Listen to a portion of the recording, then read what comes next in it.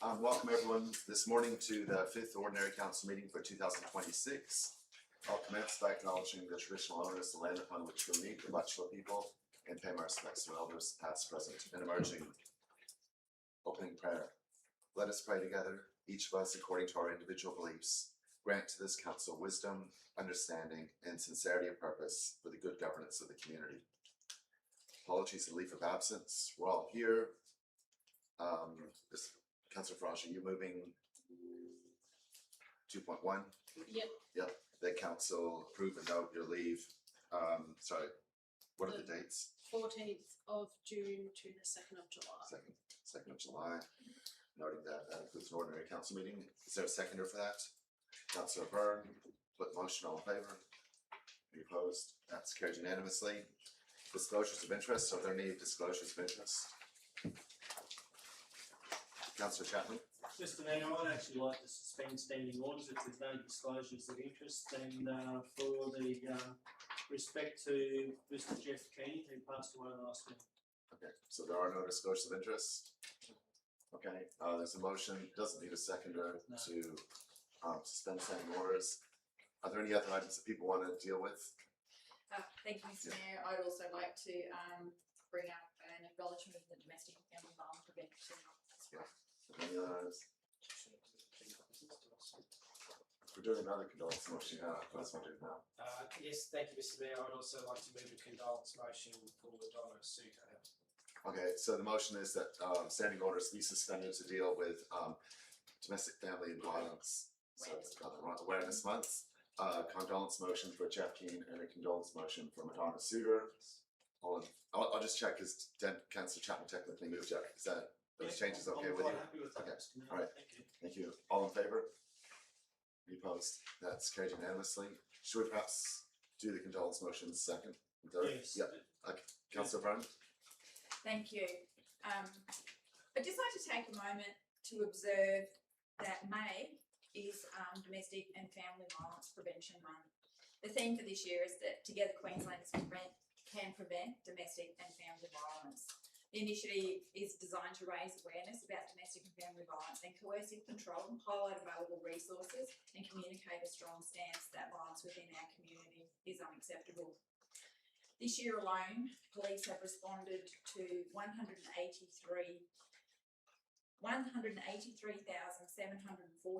domestic and family violence related call-outs across Queensland.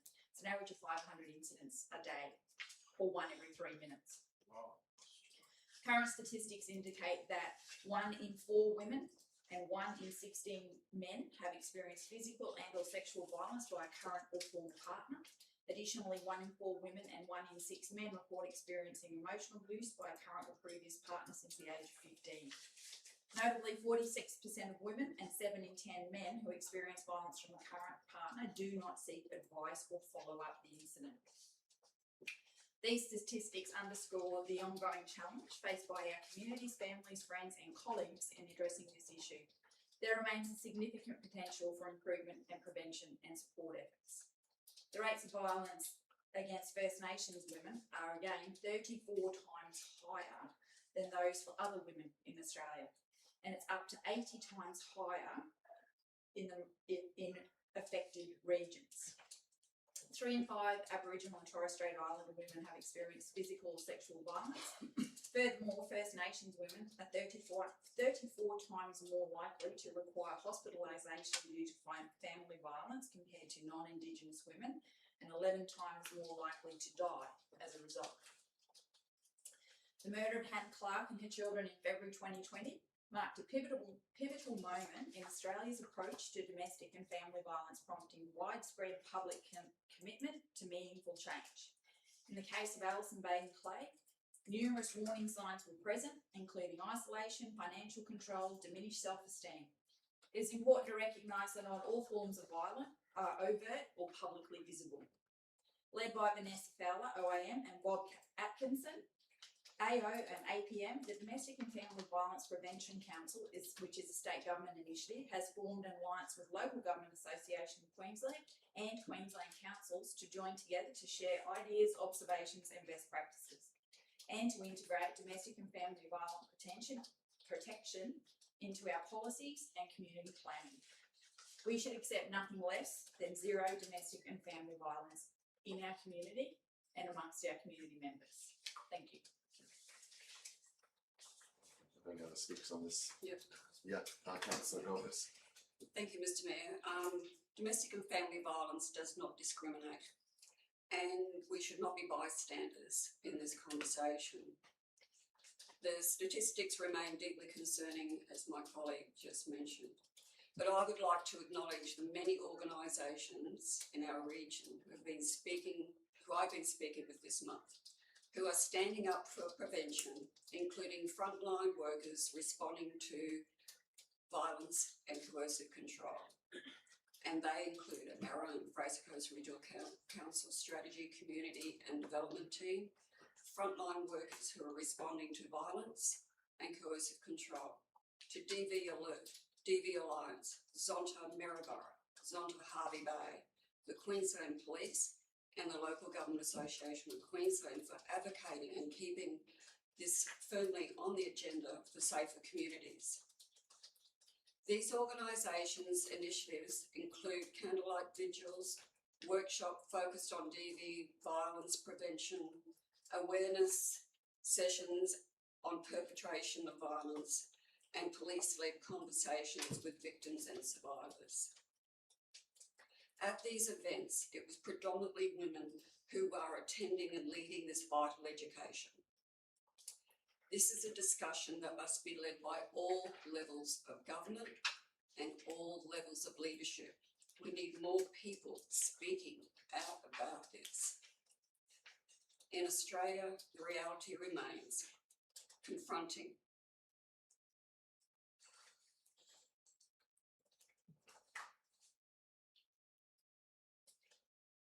One woman is killed every 4 days.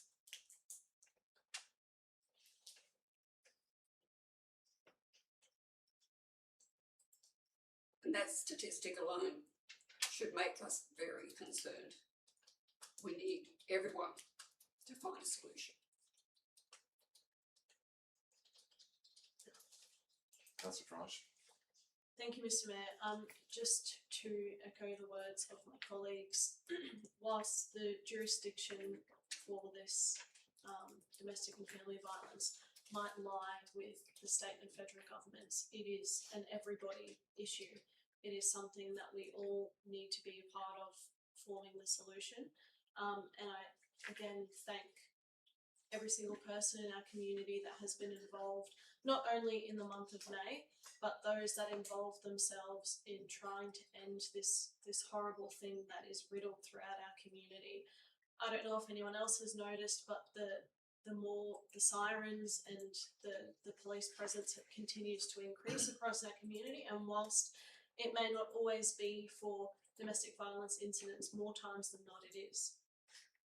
So it's definitely getting worse, and it is an everybody responsibility that we all need to come together to try and rid this horrible thing out of our society, because it is starting in people, male and female, younger and younger. We are seeing things happen within schools, within sporting clubs, within communities.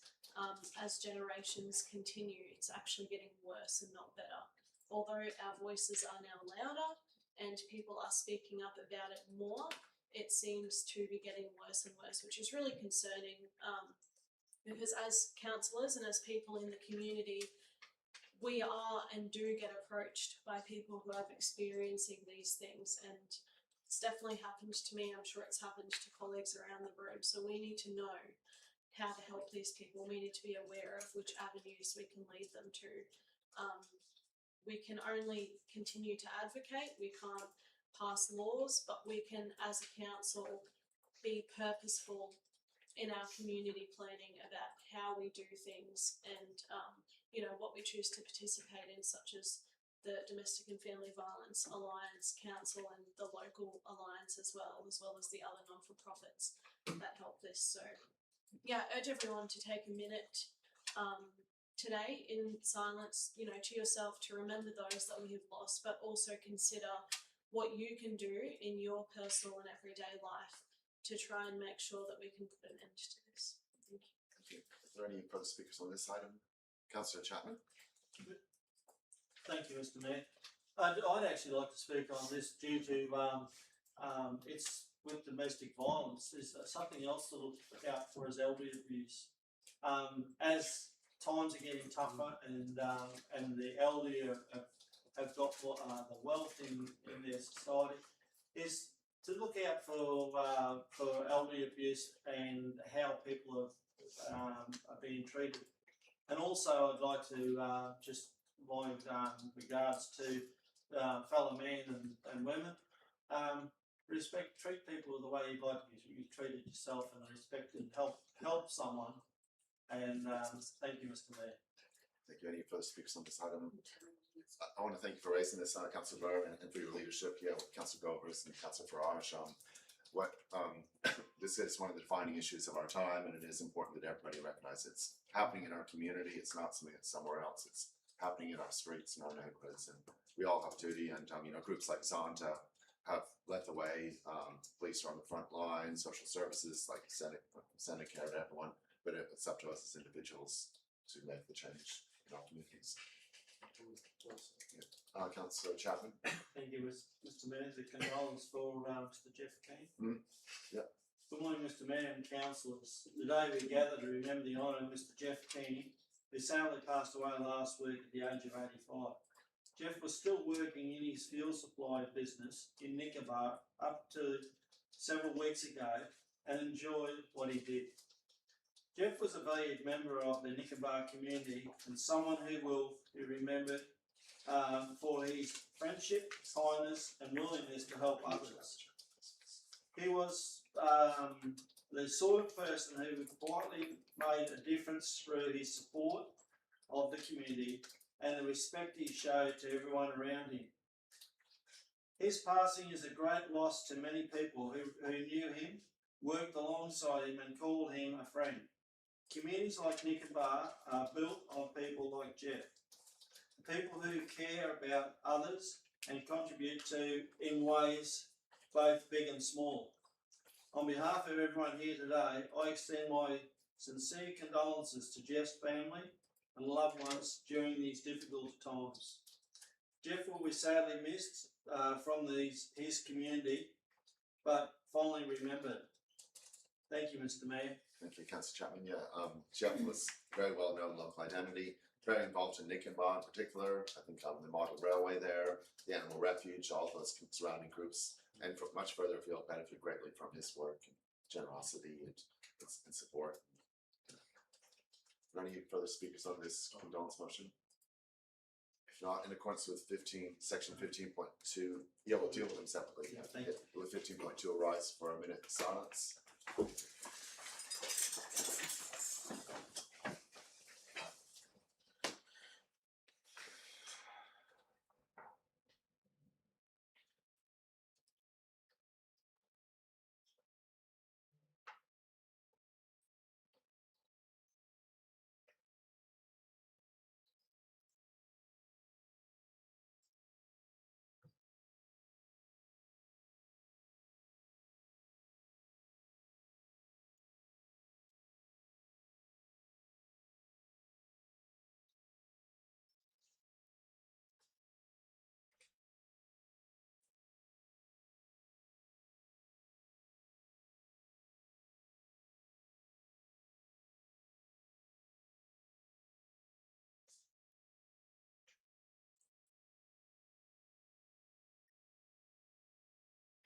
Thank you.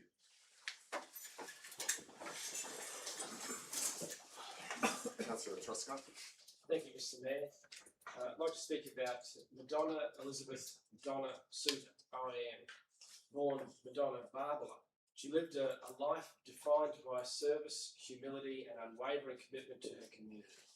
The eldest of 5 children, Donna grew up in a strong Catholic family whose values shaped her lifelong dedication to helping others. Donna's greatest legacy was her community service. For 53 years, she served the Maryborough District Committee on the Ageing as Treasurer, Secretary, Treasurer, and was its first life member in 2022. Her leadership helped shape the organisation into what it is today. Donna's contributions extended across the community, including ESA International, St Mary's Catholic Parish, Granville Hockey Club, St Mary's Debutante Ball, the Maryborough Bicentennial Committee, the Queenslander Stedford, the Maryborough Stedford, establishment of the U3A Maryborough, and the Maryborough Senior Citizens Club. Her service was recognised with the Maryborough Australia-based Citizen of the Year Award in 1992, and in 2023 she was named in the King's Honour List and later received the Medal of the Order of Australia, an honour that reflected a lifetime of dedication to others. Donna passed away on the 2nd of May 2026, 2 days before her 95th birthday. She is survived by her children Michael and Jennifer and her grandson Kyle and her brother Joseph, her last remaining sibling. Donna will be remembered for her integrity, compassion and steadfast commitment to the community. Her legacy lives on in the organisations she strengthened and the countless lives that she touched. Thank you, Mr. Mayor. Thank you. Any further speakers in this? Councillor Truscott? Yes, I'd just like to say about something very short. I worked with Donna for many years, really, working in other organisations. And I wondered when she was going to give up, but she never did. She just kept on going, and she did pretty well, really. I mean, very well for her age, saying she was 95. So she was a fantastic lady, and we all honour her. Councillor Byrne? I'd just like to acknowledge that I had the pleasure of rewarding Donna with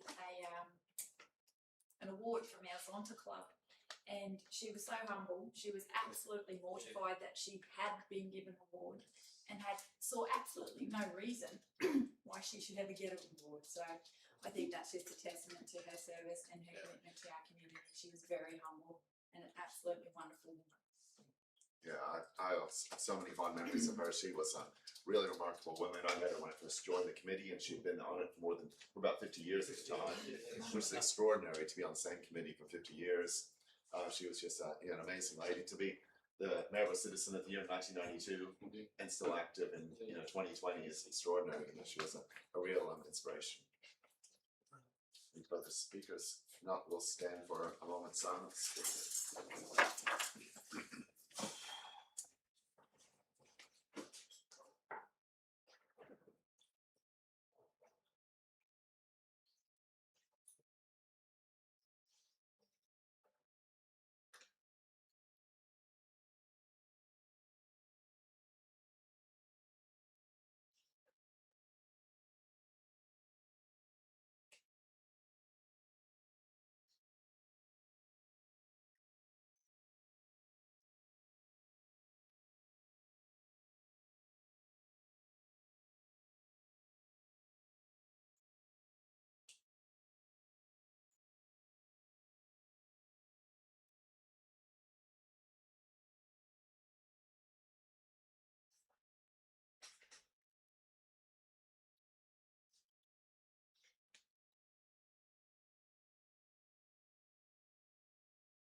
Thank you. I'll move that standing orders be resumed. All in favour? Opposed? That's carried unanimously. The next item is mayoral minutes. There are no mayoral minutes today. Confirmation of the April meetings. Is there a mover that the minutes be confirmed? Councillor Burns, seconded Councillor Govers. All in favour? Opposed? That's carried unanimously. Outstanding actions, the open resolution register, pages 23 to 33. Are there any questions on this? Is there a mover that we receive a note? Councillor Paul Truscott, second Councillor Cosgrove. All in favour? Any opposed? That's carried unanimously. Item 7.1, community presentations. Director Devendra. Yeah, thank you, Mr. Mayor. Mr. Mayor, today we get one community presentation by Mr. Graham Vogt of Grenville. The topic was ongoing flood issues. He also presented some supporting documentation in circulated to councils. That's my verbal report, Mr. Mayor. Thank you. I'll move that council note the verbal report provided by the director on the matter raised during community presentation. So seconded Councillor Byrne. All in favour? Any opposed? That's carried unanimously. Deputations, there are no deputations. Petitions. Councillor Sanderson.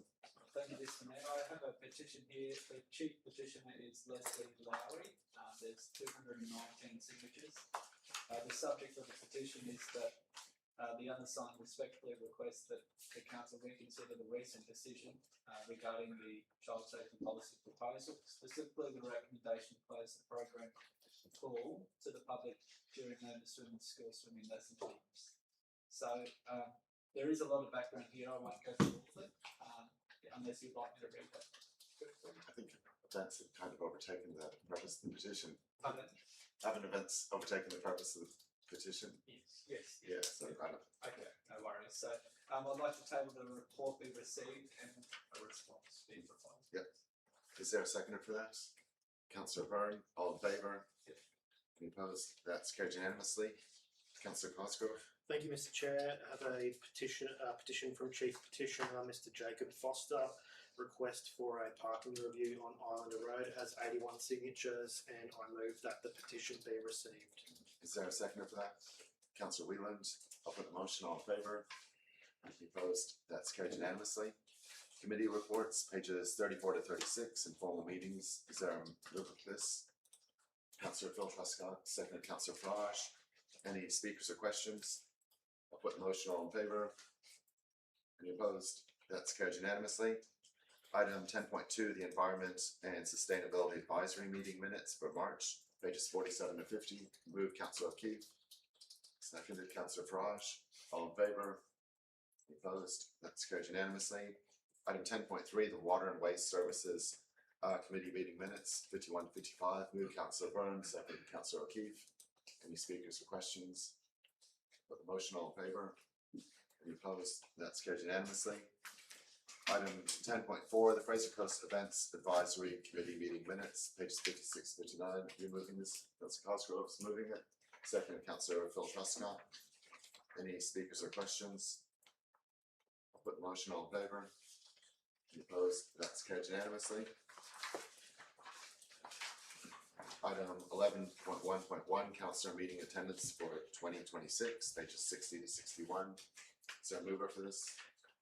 Councillor Farage, second Councillor Govers. Any speakers or questions? I'll put the motion, all in favour. Sorry, all in favour? 1, 2, 3. All opposed? That's carried 9-2. Item 11.1.2, appointment of deputy chairperson of the local disaster management group, pages 62 to 63. I'll move that, you'll move that, yeah, Councillor Cosgrove is moving that standing orders be suspended to call for nominations, debate the merits of nominees, and conduct a secret ballot to determine the preferred delegate for the position of deputy chairperson of the local disaster management group. All in favour? Any opposed? That's carried unanimously. I'll now call for nominations. Are there any nominations? Councillor Cosgrove? Yeah. Are there any further nominations? Okay. I'll move that the standard orders be resumed. Sure, we don't discuss merit. All in favour? Any opposed? That's carried unanimously. So we just do 4.3. Are you moving this? Mr. Chair, I just wanted to suggest that we should move a motion that notes, with her permission, Councillor Farage's resignation. I think that's what was done at the last changeover with Councillor Bullcoscott to Councillor Farage. So it may be worthwhile just noting that as point one of whatever we move.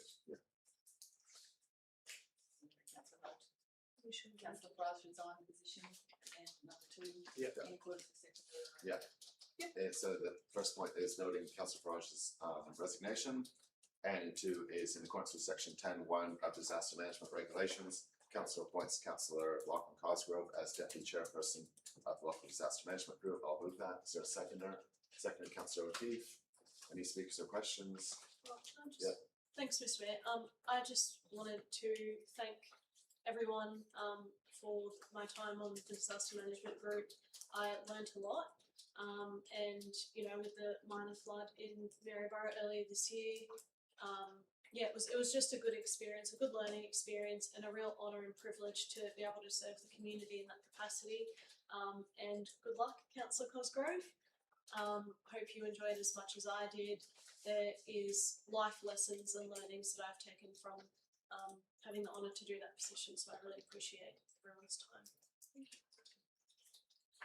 Thank you. And I just want to say, yeah, Councillor Farage fulfilled the responsibility very, very well. It's not an easy job. It's one that is very bound in legislation, requires I think full day training, and yeah, it is very big responsibility. And Councillor Farage did it very, very well. I agree, Mr Mayor. I'll put the motion. All in favour? Opposed? That's carried unanimously. Item 11.1.3, the Chief Executive Officer Performance Review Committee, pages 64 to 69.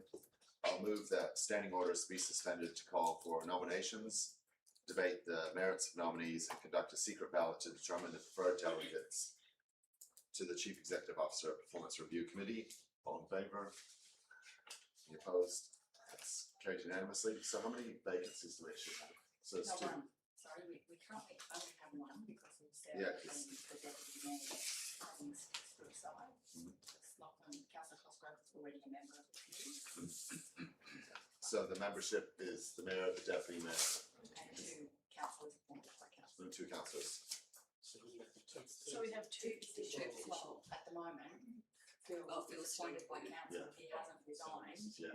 Unless we want to spill that position, and then Phil votes to, Yeah, but this is only coming up because we changed the deputy. that's right. Yeah.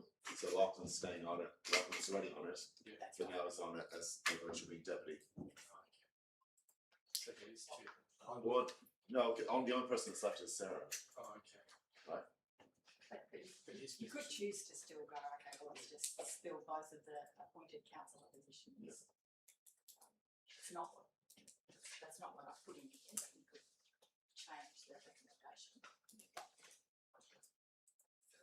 I will resign because can't actually trust us.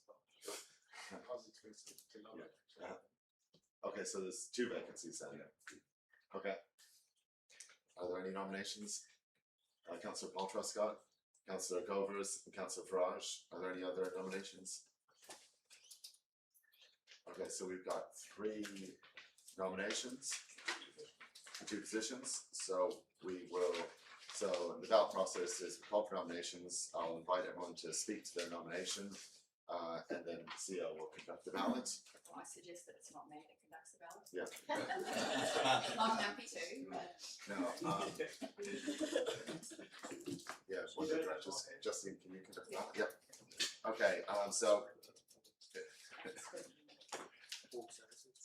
I think we were suggesting that it be Marion and any two directors, someone needs to scrutinise, someone needs to. Yeah, ballot papers. I'll give them out, Marion.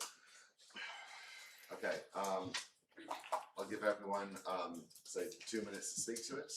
Does anyone want to go first? Can I just clarify, sorry, Mr Mayor, with the ballot, we're doing 1, 2, 3 because you have 3 nominees or? In order. Yeah, we'll just say it's compulsory preferential. Okay. Oh, hang on a sec. Because it would make a difference. Yeah. It would if it was proportional or if it was professional. It's just have to write two. Yeah, I think so. The way we would normally do it is you get 2 votes. So just write 2. Yeah. Okay. Yeah, well, 2, and then so you get 2 equal. Everybody gets 2 equal votes. Okay. I think that's makes sense. Certainly, that's easiest to count. Let's want to do proportional, like in the Senate. So everybody just write 1-1 for your 2 votes. Yeah. Okay. Okay. Does anyone want to go first? Do you want me to time you in at the speeches in case you get Suppose it. Okay. Yeah, we'll go this way. Yeah. Okay. I shouldn't need a minute. Yeah, thank you for being able to nominate for the position.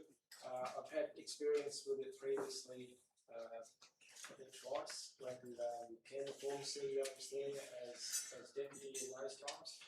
And yeah, really appreciated being able to have insight into the position that way. And also, too, in a way, I think it's unfortunate that we can't all be on that panel, because ultimately the CEO's position is our only employee position, and I think we should all have some insight into that to be able to input around the performance review and to be able to discuss it, find good ways to move forward with the CEO and be all on the same page. Councillor Farage. Thanks, Mr. Mayor. Just to express my interest in this, as deputy, I did attend one meeting of this committee, and we sat down and we set out the groundwork for the CEO's intentions sort of for the next 12 months, and I would just really like to continue on that work because I think it's really important. And it was a really good meeting. Myself, Councillor Cosgrove, the Mayor, and Phil at the time, to be able to understand, you know, where the organisation is going in the next 12 months.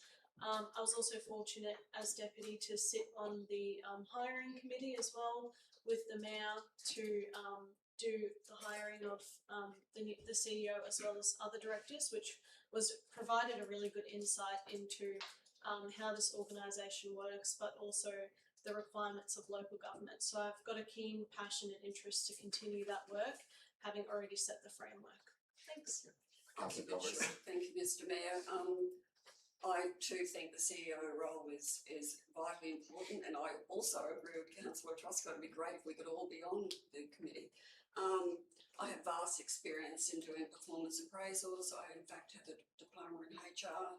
It is a passion of mine. I think everyone from all walks of life and all levels should have a go at doing this role if we can. I have vast experience in state government as a manager in parliamentary services, and believe that my background will suffice nicely for this role. Thank you. So everyone, you got a ballot paper, just put 2 names on it. And the returning officer will come on and collect it. Thank you. Please raise your hand when you've completed and I'll come to the front.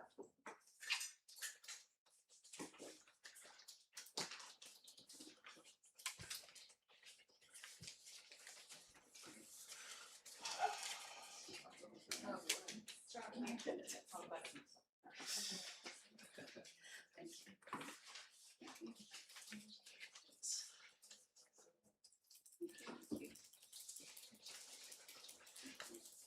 I suppose we should also set all the rules before the vote's taken. If it's a tie,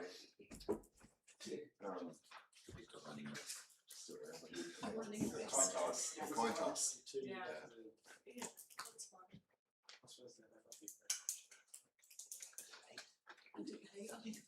Mr. Mayor, if it's a tie, should straight 3.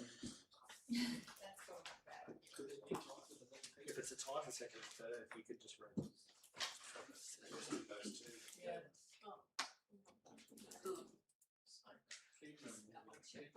Yeah. There's no sound Yeah.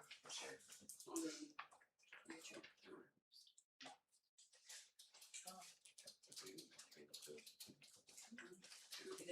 Somebody just messaged saying there's no sound on YouTube. You might have to turn it up. Who's that? Do we have to have the volume switch? Have you seen anything, Scott, on the live streaming? It's been About the same, sound. there's no audio. Apparently it's no audio. I usually get a message from staff that that's happening, but I haven't had it today.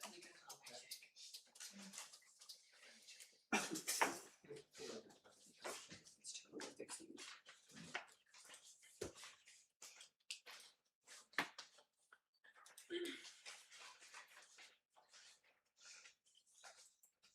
No, there's audio.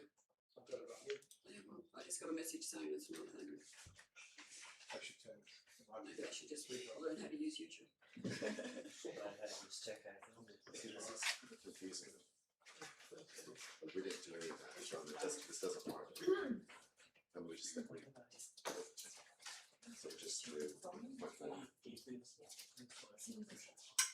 the last time. You could approve if you know that. So we can't do it.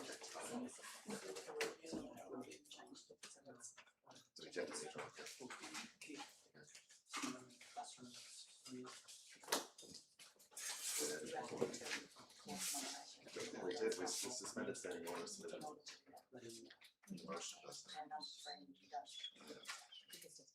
Yeah, my fault.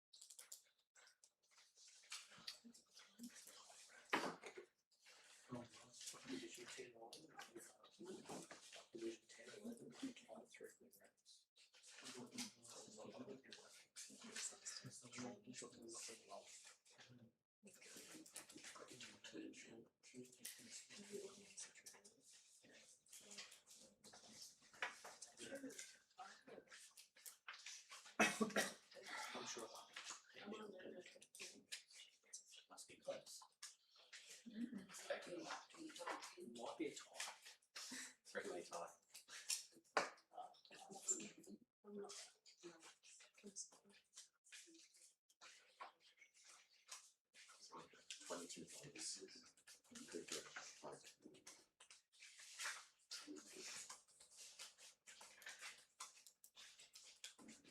work out the minutes, but I think it's possible. I've Yeah. got time to set it today. Should be able to get 9, and then the same. Oh, let's just start the first and second, it's the fine, second Yeah, and third time. matters.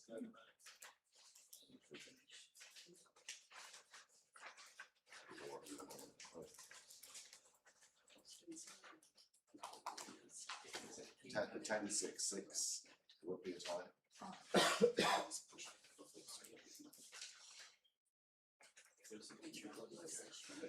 Without losing words. Okay,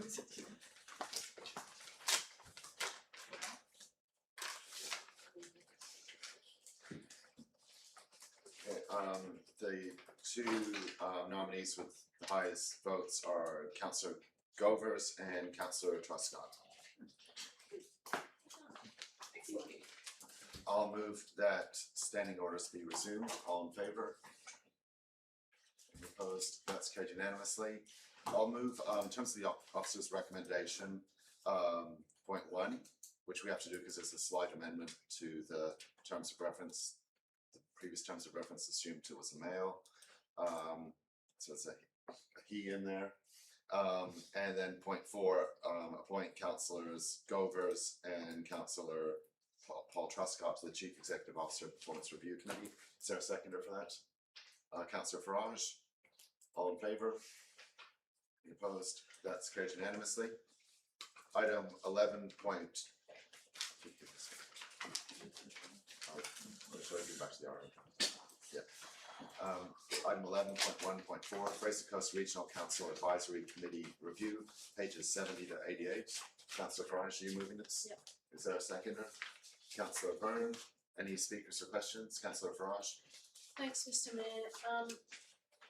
As the council team can probably agree, we're always looking for ways to do things more efficiently, and get things done that make life easier for both the organisation and the community. And this was one of those things that was raised.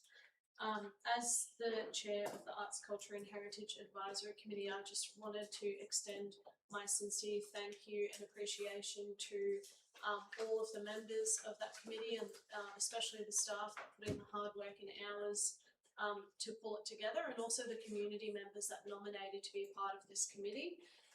This isn't goodbye, it's just looking at ways in which we can achieve things better for our community, and it's not always going to be uniform across the organisation. Sometimes there will be differences, and this is, for me personally, one of those examples where we think we can do things more efficiently and more better and achieve greater outcomes for the community, which is exactly our point and our purpose. So I look forward to seeing how that happens and how we can work together as an organisation to achieve that. But I just wanted to extend my thank yous to everyone on that committee. Thank you. Any further speakers or questions? I'll put the motion. All in favour? Any opposed? That's carried unanimously.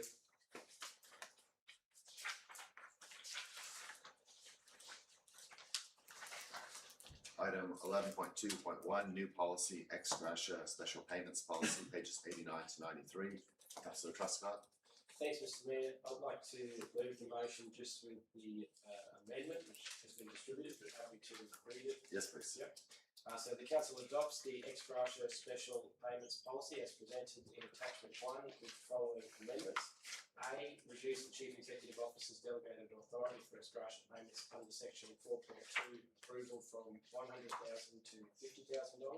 And B, amend section 4.3, record keeping, to require the chief executive officer to provide, I think it should say quarterly, updates to councillors on payments made under this policy. Is there a seconder for that? Councillor Wheeland, do you wish to speak to this? No, I think it's self-explanatory. I'll wait and see Yeah. what it is like. Any speakers or Councillor Cosgrove? Thank you, Mr. Mayor. I'd like to foreshadow a different motion that is essentially Councillor Truscott's motion and noting his change to quarterly instead of periodic. But I only want the following amendment, which is part B, and the removal of part A. Could we please get that amendment put up on the screen? So my one's in the run sheet, Yeah. but like Councillor Cosgrove should be foreshadowed. I just, Just leave it as an amendment. Yeah.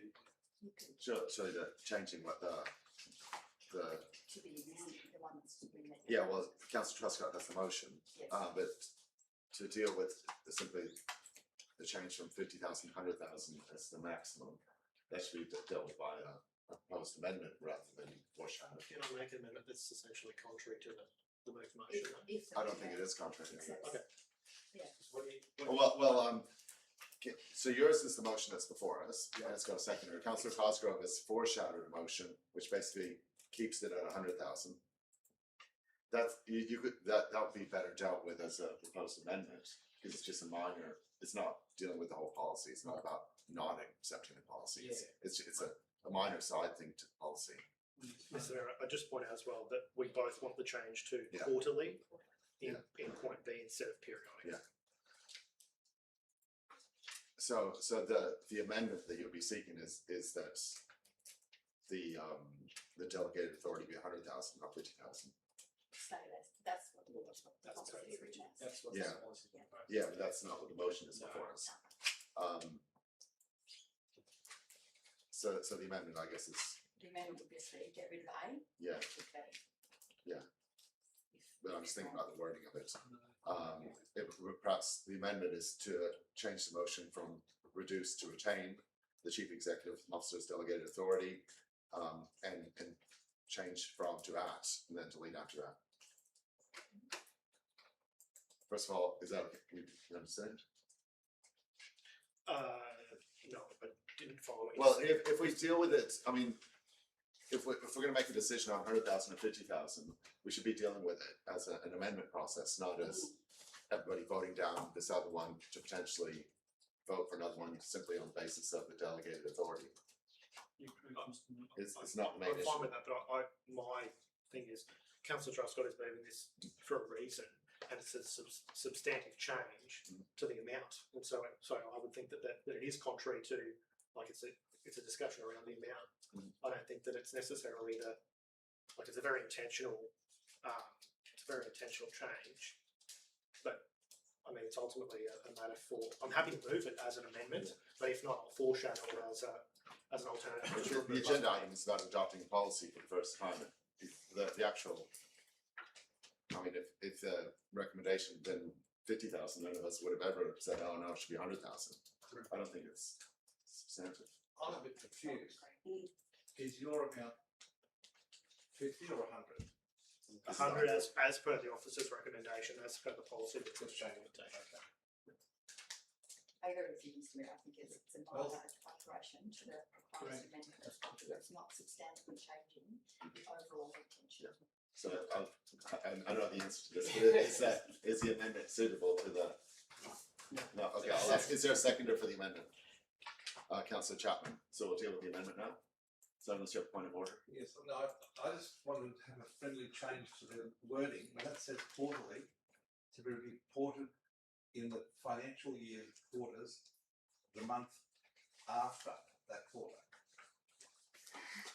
Otherwise, it could be like 6 months later. You get my drift. Like, look, the taxation quarters are September, December, March and June. So that means actually the month after. That will be too much. It's usually 3 weeks later, so. And I'm assuming you're meaning not a formal report to council, but a report, verbal Just report like on the. Briefing note or whatever. Briefing note, doesn't Will be matter. a briefing note, it's likely to be confidential information. Councillor Marsh. Would it be, I suppose, satisfactory if that part was moved, that it would be in our quarterly performance report, like, that meeting, the quarterly performance meeting, but would it be able to coincide with that, considering that's also quarterly, just to make life easier? Potentially, I'm just thinking through, I don't have a problem with the record keeping and the requirement to obviously keep you informed of what that is. Yeah. Often, or usually these things are confidential in nature. So in order for me to be able to do that to the fullness of what you're asking for, it would need to be in a confidential briefing session. Okay, so we've got a motion moved, councillor Cosgrove, seconded councillor Chapman, is that right? Yeah. And but basically the amendment is to change in A, reduce to retain, and then change from to at, and then delete to 50,000. Do you wish to speak to this? Sorry, I'm confused where to act. Oh. Oh, sorry, so we're changing reduce, but this is just, so reduce to retain. And then from becomes at 100,000, and then just delete the next 3 text items. That becomes, Isn't this councillor Truscott's motion? this is an amendment we're dealing with. Now, amendment. It's been the amendment's been moved and seconded, so we'll discuss the amendment, and if that passes, then that becomes the motion. If it doesn't, we'll go back to councillor Truscott. So I'll ask the move of the amendment. Do you wish to speak to this? I will briefly, Mr. Chair, just to explain that I think we need to support our CEO in being able to execute her duties, often under time pressure. We are, from the briefings that we've received, there aren't that many that are between 50 and 100,000. If we go down to 50, we'd need to call a special meeting, and I think that would be cumbersome and probably contrary to how we want the CEO to operate. This is the recommended amount. The CEO has delegated authority for amounts in excess of this. I get where Councillor Truscott's coming from, but I think that there has been discussion around what number this is. I think it started out when we were briefed on this higher than 100,000, and I'm comfortable that in a job that has the weight of responsibility of the CEO and the CEO's integrity, that this will be exercised appropriately at all times and should remain at 100,000 as per the officer's recommendation. Any speakers against? Councillor Truscott. Thank you, Mr. Mayor. I would like to speak against it because, and I'll quote the report that we were given, sort of a briefing note on the 11th of May, which says, although the proposed $100,000 threshold sits well above historical payment levels, noting recent payments have averaged approximately $16,000 with a maximum of approximately $34,000. It is designed to provide clarity and certainty around decision-making authority. Consideration has also been given to the necessity of the time of decision-making of these types of payments, which are generally time-sensitive and often do not allow for time to bring to council for a decision. Further, it aligns with other councils' practices where the CEOs are authorised to approve ex gratia payments within their delegation, while referring larger or more unusual matters for council consideration. The councils it's referring to, of the councils reviewed, only 2 small councils were identified, Cloncurry and Etheridge, as having explicit monetary limits in their policy, being $15,000 and $20,000 respectively. And then it goes on, the inclusion of a defined CEO limit is intended to strengthen governance and transparency rather than increase the size and frequency of ex gratia payments. To me, this brings a concern. We've been advised specifically that the average is 16,000. The maximum it's been over years has been 34,000. But here we go. Let's have $100,000. And we don't know about that. Anything under that, we might not know for months and months later. And this is no disrespect to the CEO's position. I just don't like, for the words that it uses to intend strengthen governance and transparency. I think providing $50,000 as a cap, which is already $16,000 above the maximum that it's ever been, to me goes, that's sufficient. If it's using the words anything larger or more unusual for council's consideration, anything more, $16,000 more than the greatest it's ever been, should come to council. That's my thoughts on why I'm proposing $50,000 limit rather than $100,000, almost triple the maximum it's ever been. Thank you. Councillor Chapman, are you speaking in favour? No, after that information, I'm quite happy with this. Okay. Any further speakers or questions? You're still the mover of the amendment. No.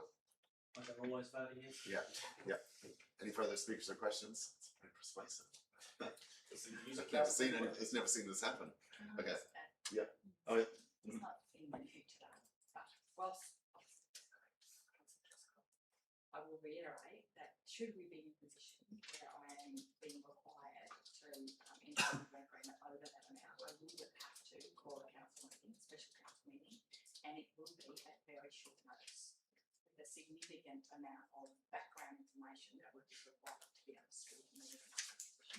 So it just doesn't necessarily take away from your argument or discussion what council discussed. It will require in those instances the record keeping for me to be much more vigilant, which is fine, but also yourselves across these things as they have occurred, such that when we are in a court proceeding or having to negotiate outcomes with lawyers, that you are readily available to respond as a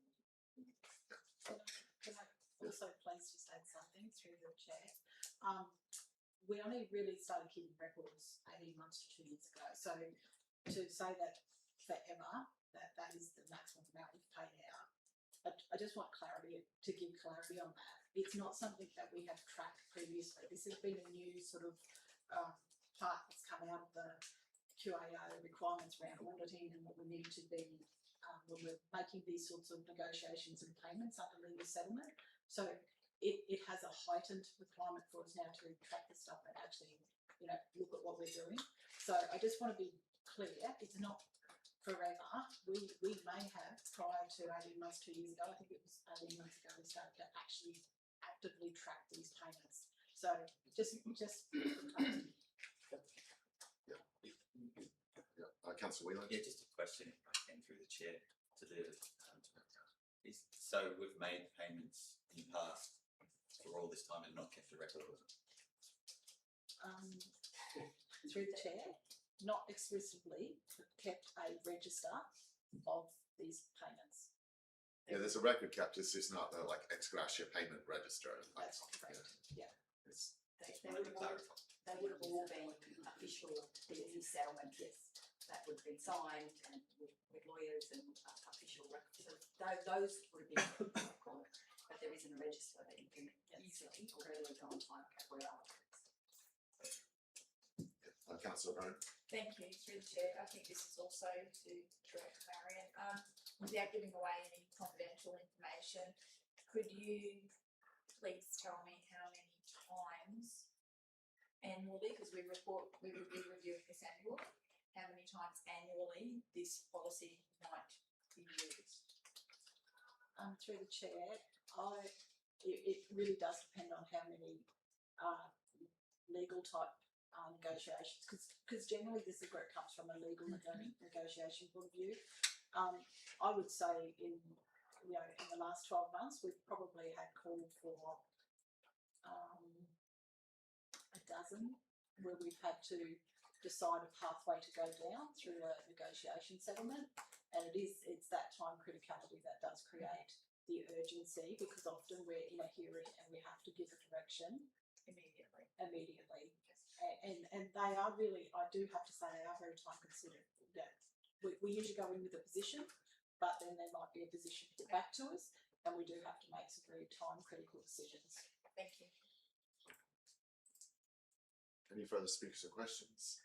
Councillor Cosgrove. I'd like to use my right of reply Yeah. if there's no other speakers, Mr Chair. I can add to this. There's at least two that I know of right now that are afoot.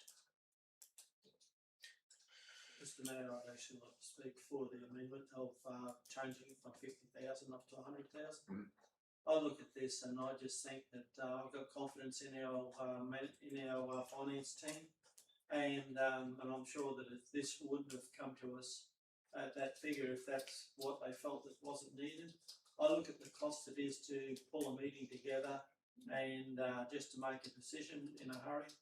And I'm sure that the role of the CEO would make sure that with our governance, a strong governance team that we've got here, that things will be in line. So I will be supporting the $100,000. Any further speakers? Councillor Byrne.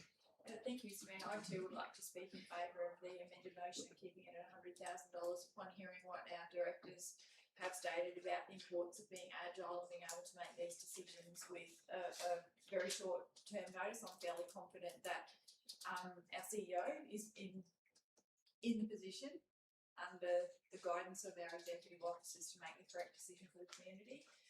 Noting that a lot of these decisions are legal and are usually made time critical, I think that it's really important that we support and notice that our CEO is a person of integrity and would never make the wrong decision. Councillor Sanderson. Mr Mayor, thank you. Just a question for the director, similar to Councillor Byrne's question. Between $50,000 and $100,000, how many of those would be in the last 6 years? No, according to the, that's right. So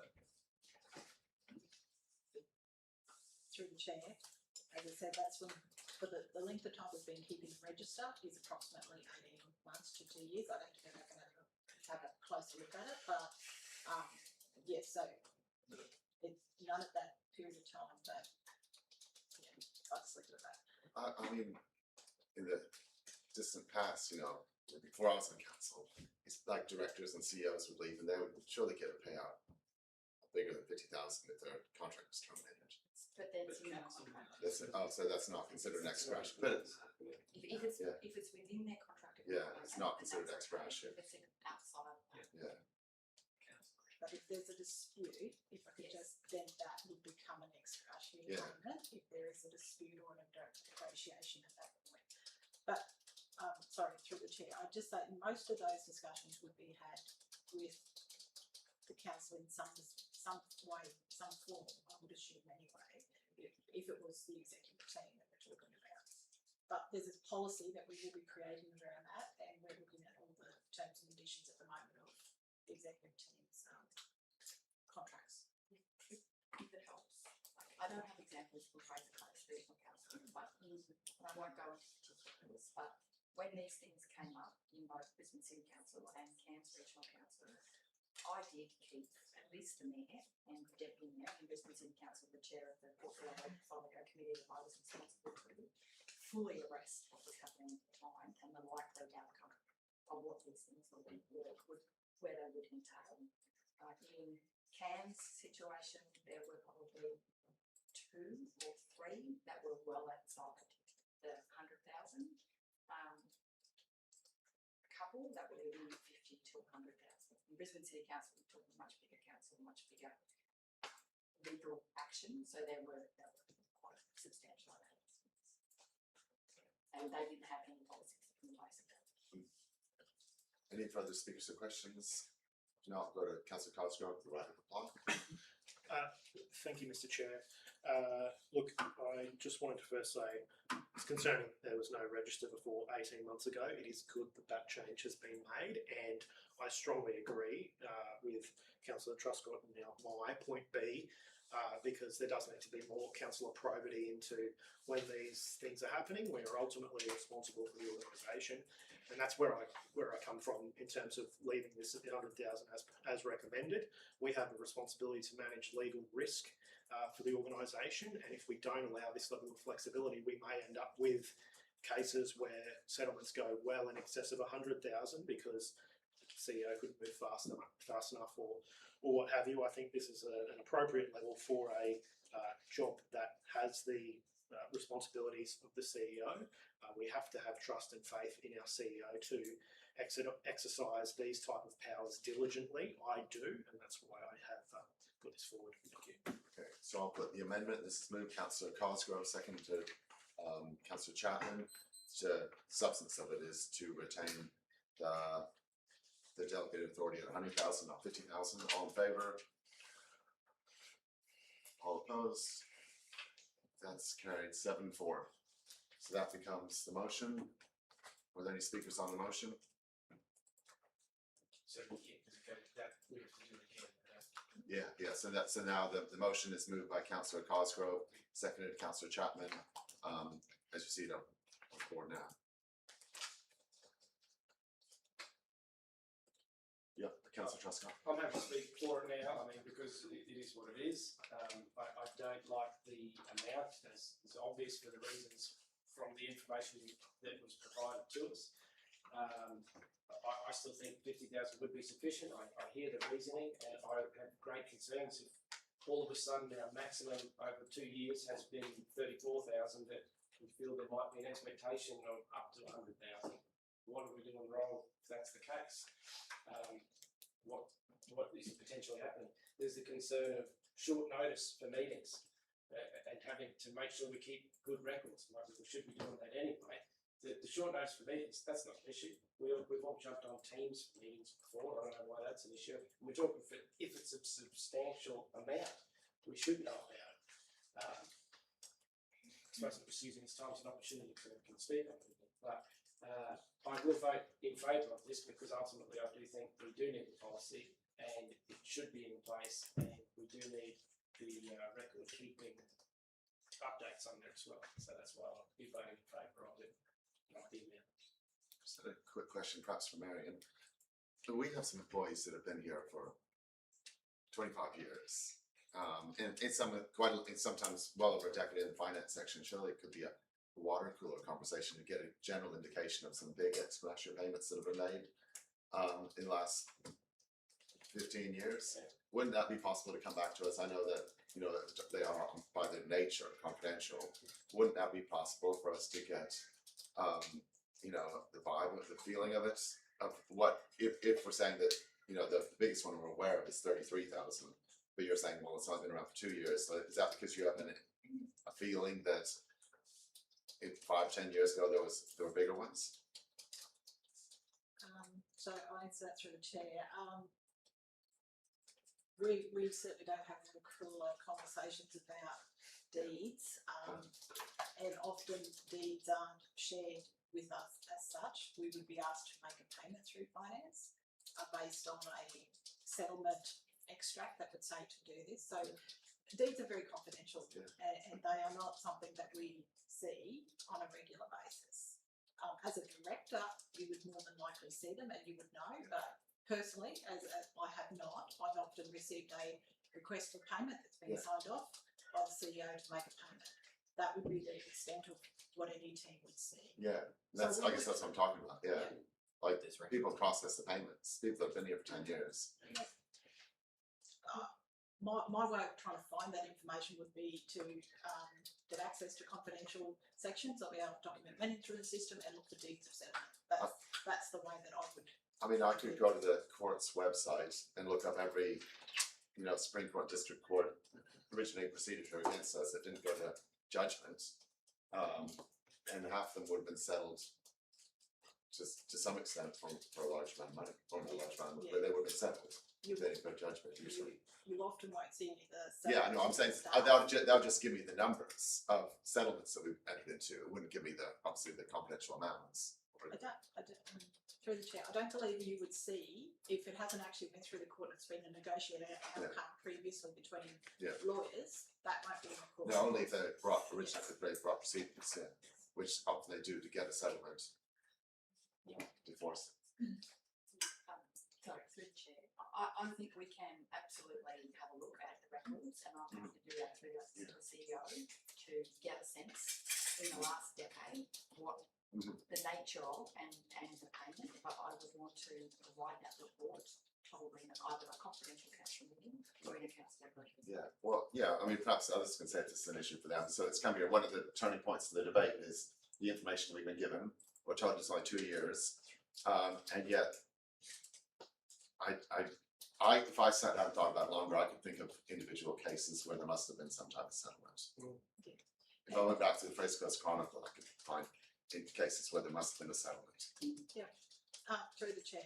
And when I say we may be keeping records for 2 years, I think there is an issue around many councils, and it's not just Fraser Coast, did not recognise the fact that a lot of these payments were considered an ex gratia payment. They were considered a settlement of a legal challenge of some description, and I think that over the last couple of years it's been very obvious that that we have actually put more scrutiny around what these payments mean and what power allows us to do that.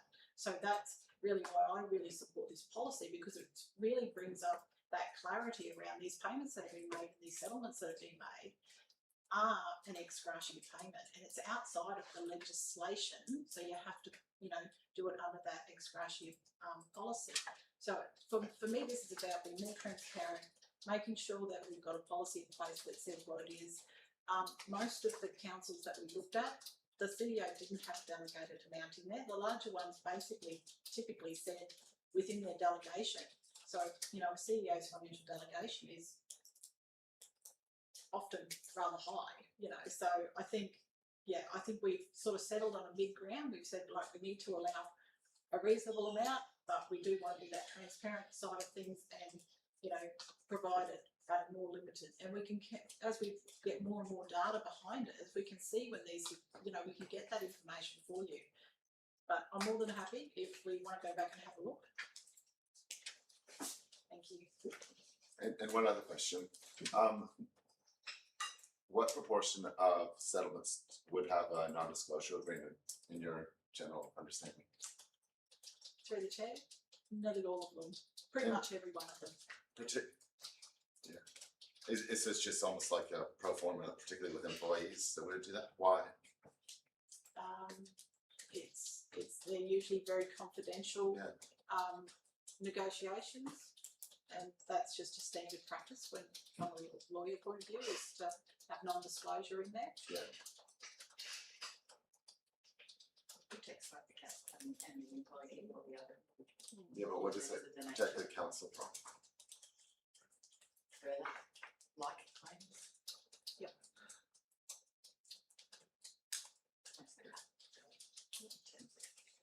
Other individuals or other companies choosing to do the same thing with an intention to get the same outcome.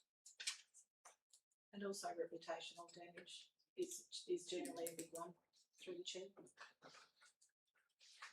That's Cosgrove. Thanks, Chair. By way of question to the Director, I just want to seek clarification because it's been said, I think, not with the intentional meaning, but there's no records. My understanding is there is records, but they're not collated in a register. We could go and do the work to pull out those confidential legal records and try to put together a picture that looks back a bit further into the past. And I'm certainly supportive of that. I think that's what the Mayor was getting at. But I'm right to clarify that there are records of every settlement we've made. They just hadn't been collated in a way other than until 18 months ago. Is that right? Are there any further speakers in favour of the motion? Any further speakers? Councillor Whelan? Yeah, I'll just go on record. I will support this motion, but I actually agree with Councillor Truscott, and it's nothing to do with the integrity of the process. It's just what community expectation would be. It's more than most people make in a year in our region, so I'll just from the community oversight angle. But I will support this, but I do think we need that policy in place. Any further speakers or questions? I'll put the motion. Moved Councillor Cosgrove, seconded Councillor Chapman. All in favour? Any opposed? That's carried unanimously. The next item is 11.2.2 Delegations Register, pages 94 to 98. Is there a mover for this? Councillor Byrne, seconded Councillor Farage. Any speakers or questions? I'll put the motion. All in favour? Any opposed? That's carried unanimously. Item 11.2.3, the Marlborough Arts Society and Customs House, pages 99 to 102. Is there a mover for the recommendation? Perhaps with some guidance, I'd move it perhaps to see, I would like to see him through Director Marion about how we can add in there about putting it back out to expressions of interest to, if that is the will of the council, to hear that about trying to see if there is someone else in there. I note that it says there that any future leasing or occupation proposal will be presented to council, but my thought is, when might that happen, I suppose, just to try and see that building space to be activated as soon as we can. to the chair, I have asked for a briefing back to council fairly quickly. I would say in the next 4 to 6 weeks. For me, there's other things at play in this space that I think needs to be considered more holistically around whether or not we want to do more of a commercial activation or a community activation. So that's what I would like to bring back to council, is that proposal around which direction we should go with that space, because there are other things to consider. That's all good. Well, based on that, I'm happy to move the motion. Is there a seconder for that?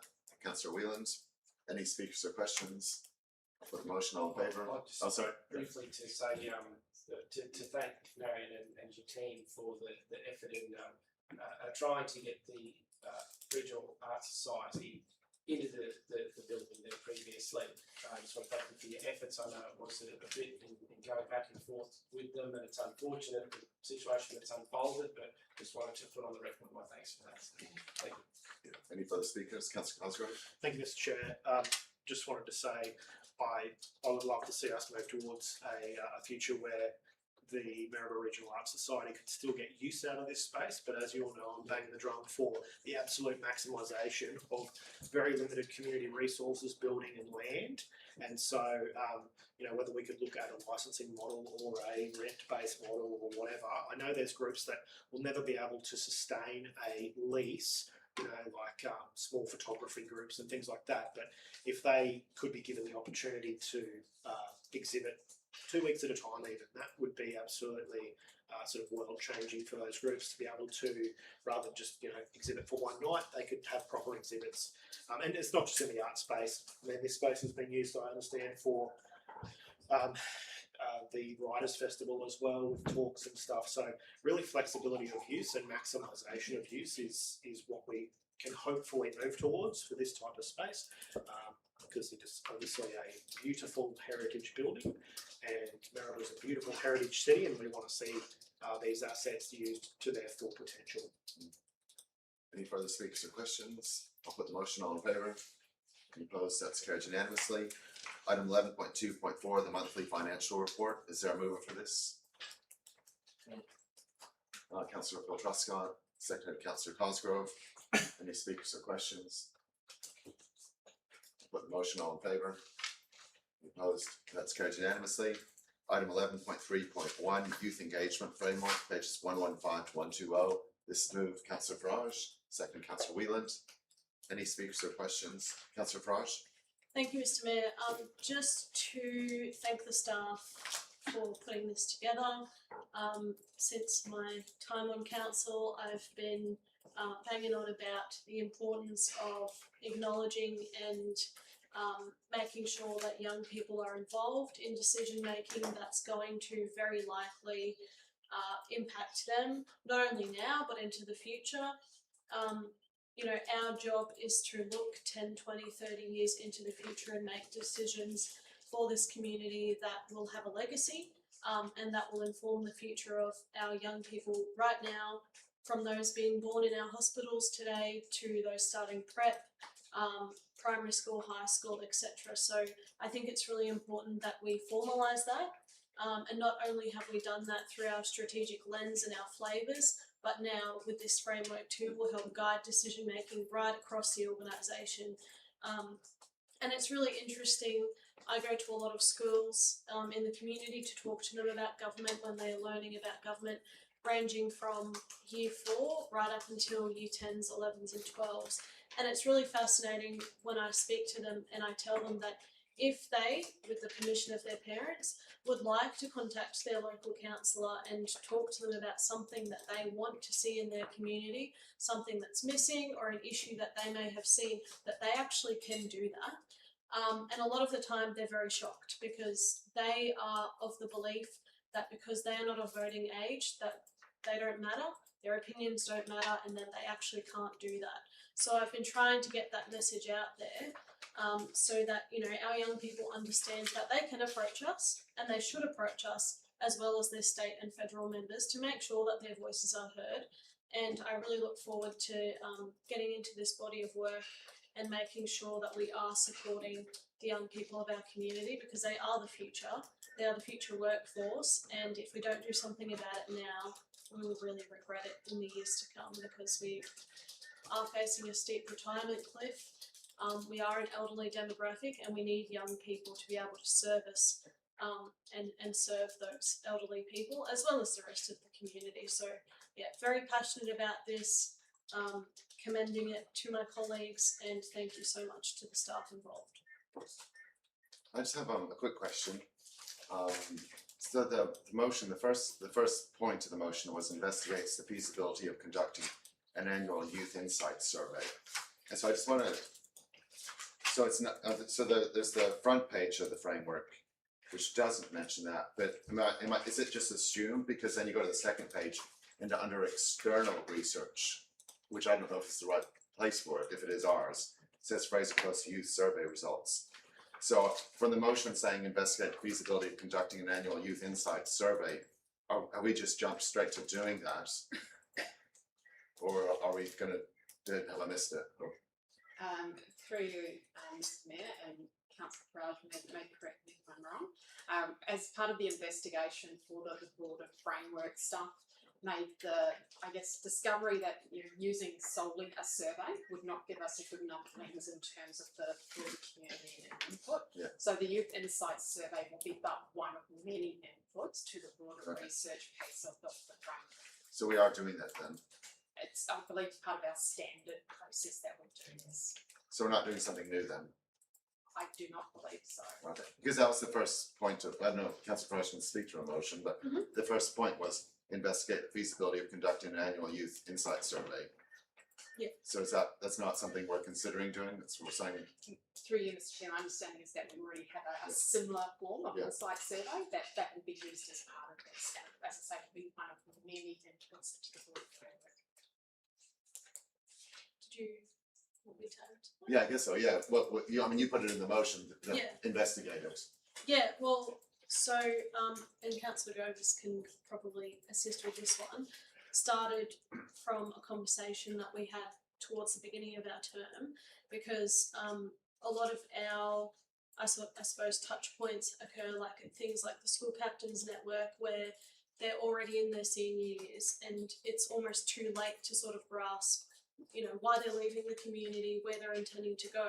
Whereas this survey, if expanded upon, could target sort of the younger grades, as well as, honestly, it could even go down to primary school, because like I knew what I wanted to do when I was in primary school. I don't know about anyone else, but it's not a rare thing for people to have a passion that they want to pursue. So it's important that we understand that from as young age as possible, not just the grade 11s and 12s that already know what they're going to do, they know that they're going to leave town. But if we can understand if there's a trend in the younger grades, then maybe we can work towards facilitating something with other levels of government towards that trend, and then in turn actually get a benefit from that. If that makes sense. Yeah, I think my confusion though Yes. is, so it says external research, but if we're talking about the Harbour Bay Neighbourhood Centres survey. That's one that's existing Yeah. currently, yes, but it's not, Yeah. it's a Hinkler survey, so it doesn't necessarily cover Yeah, our local government area. I just want to go back. So the first point of the motion was investigate the feasibility of conducting an annual youth insight survey. The report doesn't refer to that. So that's not mentioned in the report. And it's not mentioned in the attachment. The point I said the only possibility that we could, and it makes me think that it's not what we're talking about, is it's under external research. And then when I just Google that survey, it is in fact the Harbour Bay Neighbourhood Centres survey. Yeah, which So is, we haven't been doing a survey. So through the chair, Mr Mayor, it is the Harvey Bay Yeah. Neighbourhood Centre, which we utilise that survey.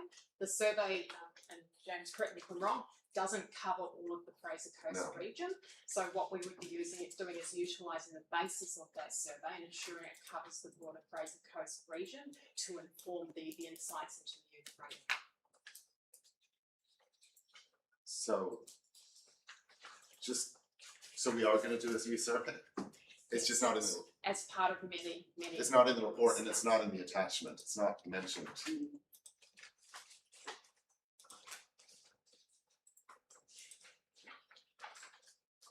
So can you tell me where it fits into the youth engagement framework then? Through you, councillor, I don't think we've supplied the survey because we don't want to, like, I guess, narrow the focus in terms of how we, get information from our youth. The survey will be one of many community engagement methods that we will use.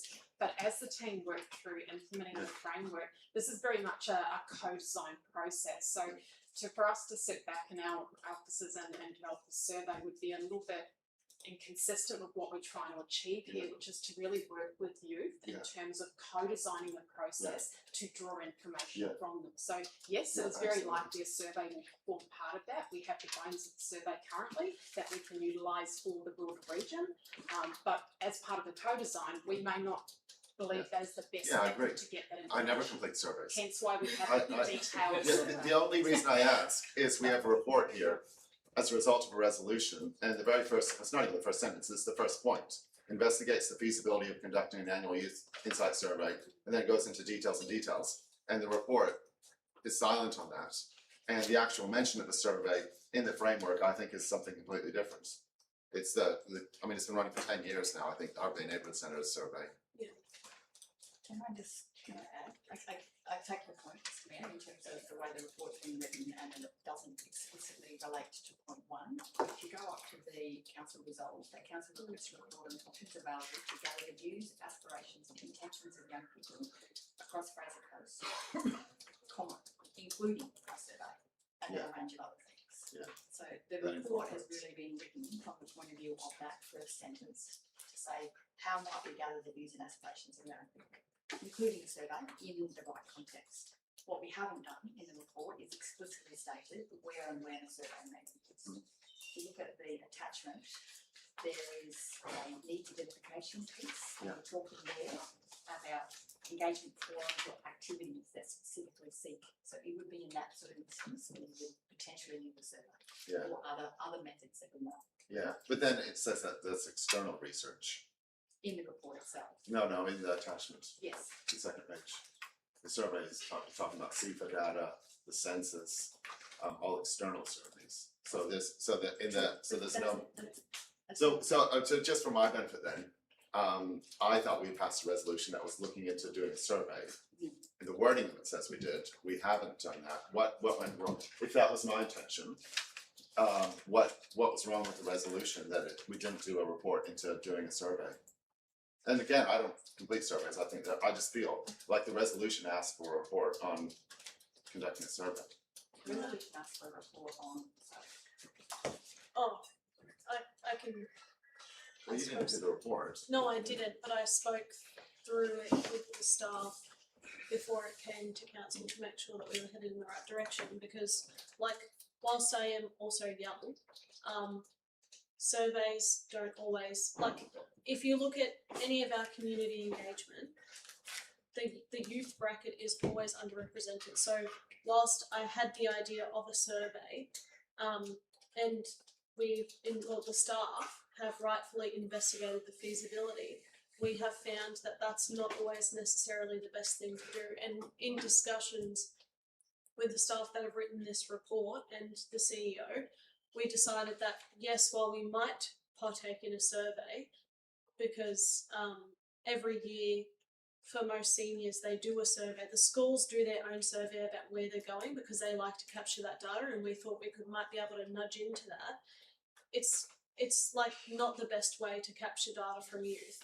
They're not interested in doing surveys, and our statistics show that, and my personal research with peers shows that. So we thought, well, the staff rightfully thought that might be something that we do, but it's not going to be the be all and end all. We're going to do a lot more different ways of outreach, such as going to events and talking, or continuing to go to schools and things like myself and yourself and other colleagues do as well, to sort of use that and framework, and to make sure that it was adaptable, that it wasn't just honing us into doing one thing, that we could continue to build on the framework and sort of implement it into our BAU. Mr. Mayor, if I could draw your attention to the report under proposal, it does refer to surveys to be considered as one engagement method in addition to utilising a range of methods of touch, integrated engagement process to reach our target demographic. So there is reference in the report to surveying to address that. It is one of many tools that will be used as part of the framework.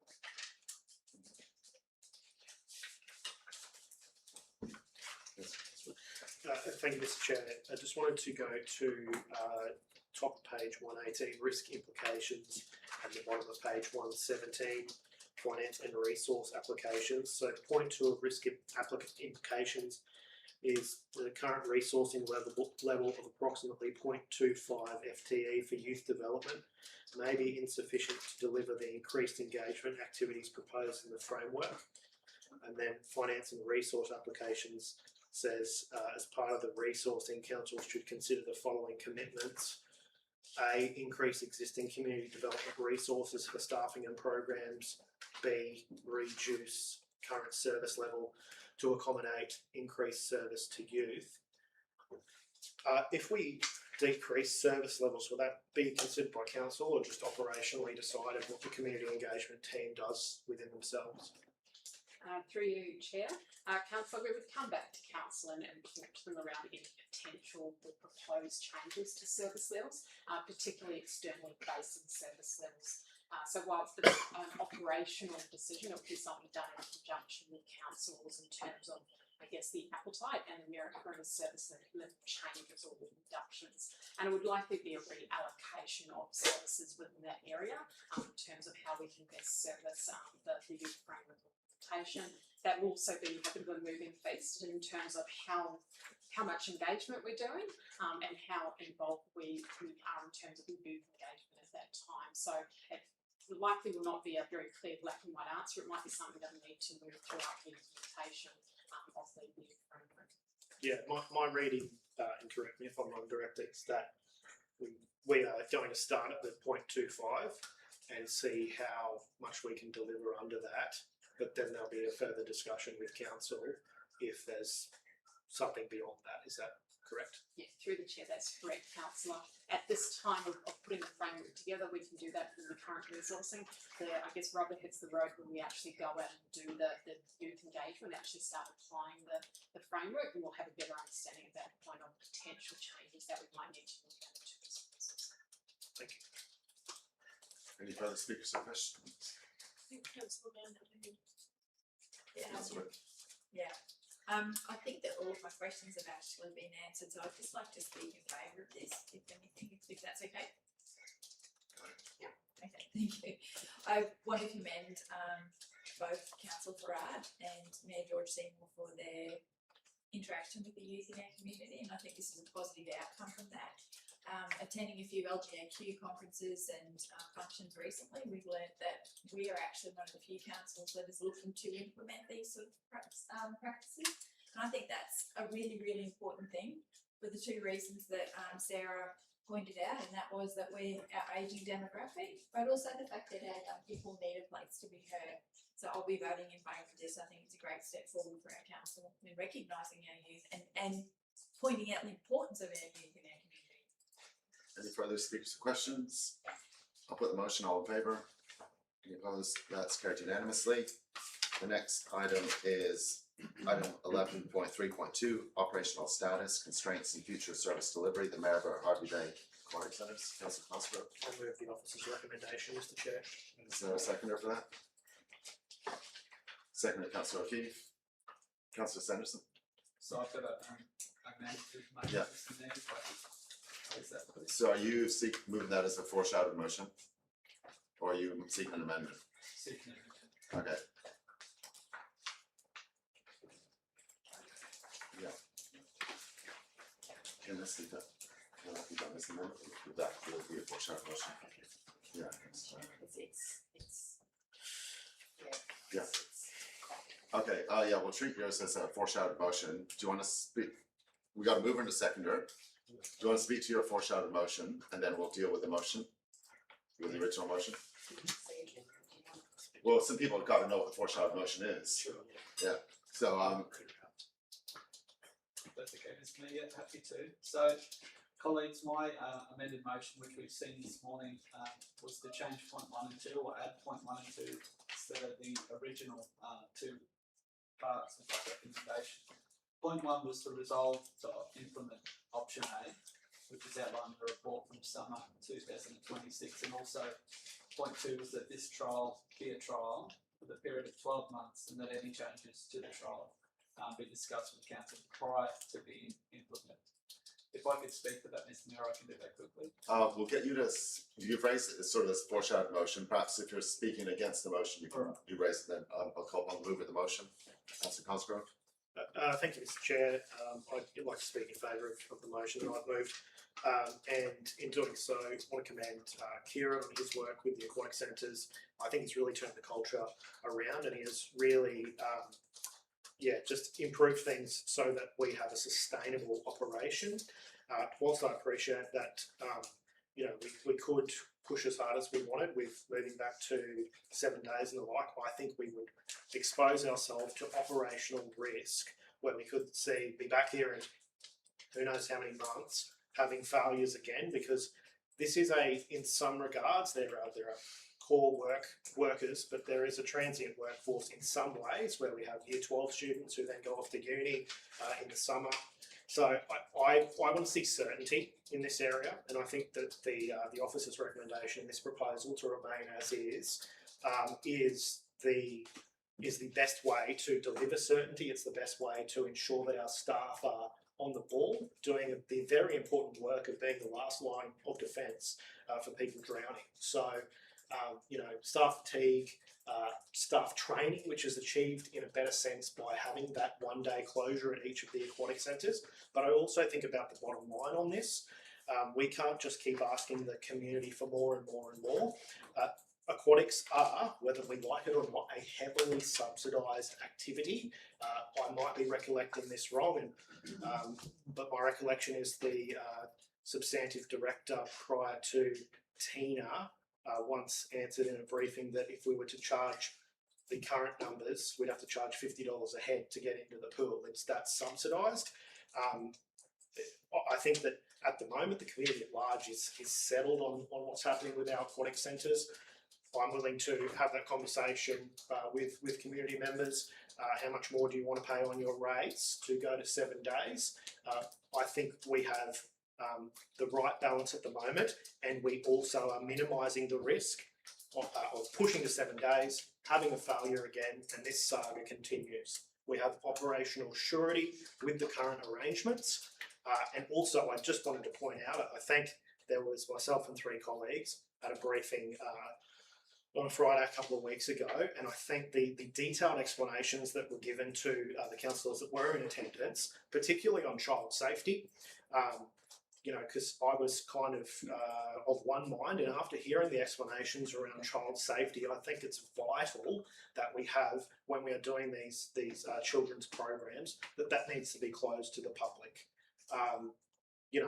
Ultimately, we want to be able to operate in society where we're not thinking wrong of people, or we're extending trust to our fellow humans. But when it comes to kids, and certainly when it comes to my son, I won't compromise on guesswork around what people's intentions are or otherwise. Therefore, I'm steadfast on the fact that is the right proposal to close the indoor pool there at Maryborough, as happens in Harvey Bay as well. So, look, I commend this motion to councillors for the reasons I have outlined. I thank the staff for their work, and get behind it. So, Speaker against, Councillor Sanderson. Yes, Mr Mayor. Thank you, Councillor Cosgrove, for what you've raised. I'm not going against what the officers have done as well. I think they've done a tremendous job, but this option allows us a few extra hours on another extra day, which opens the pool or pools to the public for 7 days instead of 6. I don't see an issue with that. I think that the community would embrace that. It's a trial as well. Therefore, if they don't want to attend, it's a trial for a year. It doesn't lock us in. But if it does work, we've listened to the community. We've actually made some positive steps to balance what they're wanting, but also taking child safety requirements, all those things in order. I think it does strike a balance between expanding services that the community want. We have heard clearly that they do want to see extra hours. I understand the budget restraints too, but I think in relation to community services and having this option for the community to have, I think allowing, even in point 3, it's very clear on making sure we're taking our responsibilities seriously. So, colleagues, I think the community are very clear on what they want to see. I'm not the type of person who will say come to council and ask for a lot of things, but I think the community have made it clear to us that they want to see this happen, and we are taking every part of that role seriously. In relation to how we've responded to the community concerns, even the petition raised this morning, I don't see anyone out there that if they knew it was an option to have 7 days, I think it will be embraced, especially during the hot months. It's not all year. So, colleagues, I think this will be supported by the community, hence bringing this to council. And can I just confirm it's 190,000 will be the cost Yes. of what you're proposing? Is there any further speakers in favour of the motion? Can I ask a question? Yes. Can I ask a question about the $190,000 amount? With that, is it that cost? Because I understand there are staff still working that day presently, but it's just not as many staff, so it's just the additional lifeguards that would need to be employed on those days, basically. Yeah, through you, Chair, we generally have maintenance staff in the facilities during shutdown days, but obviously when we're open, we have a requirement for a certain number of lifeguards to be on site as well.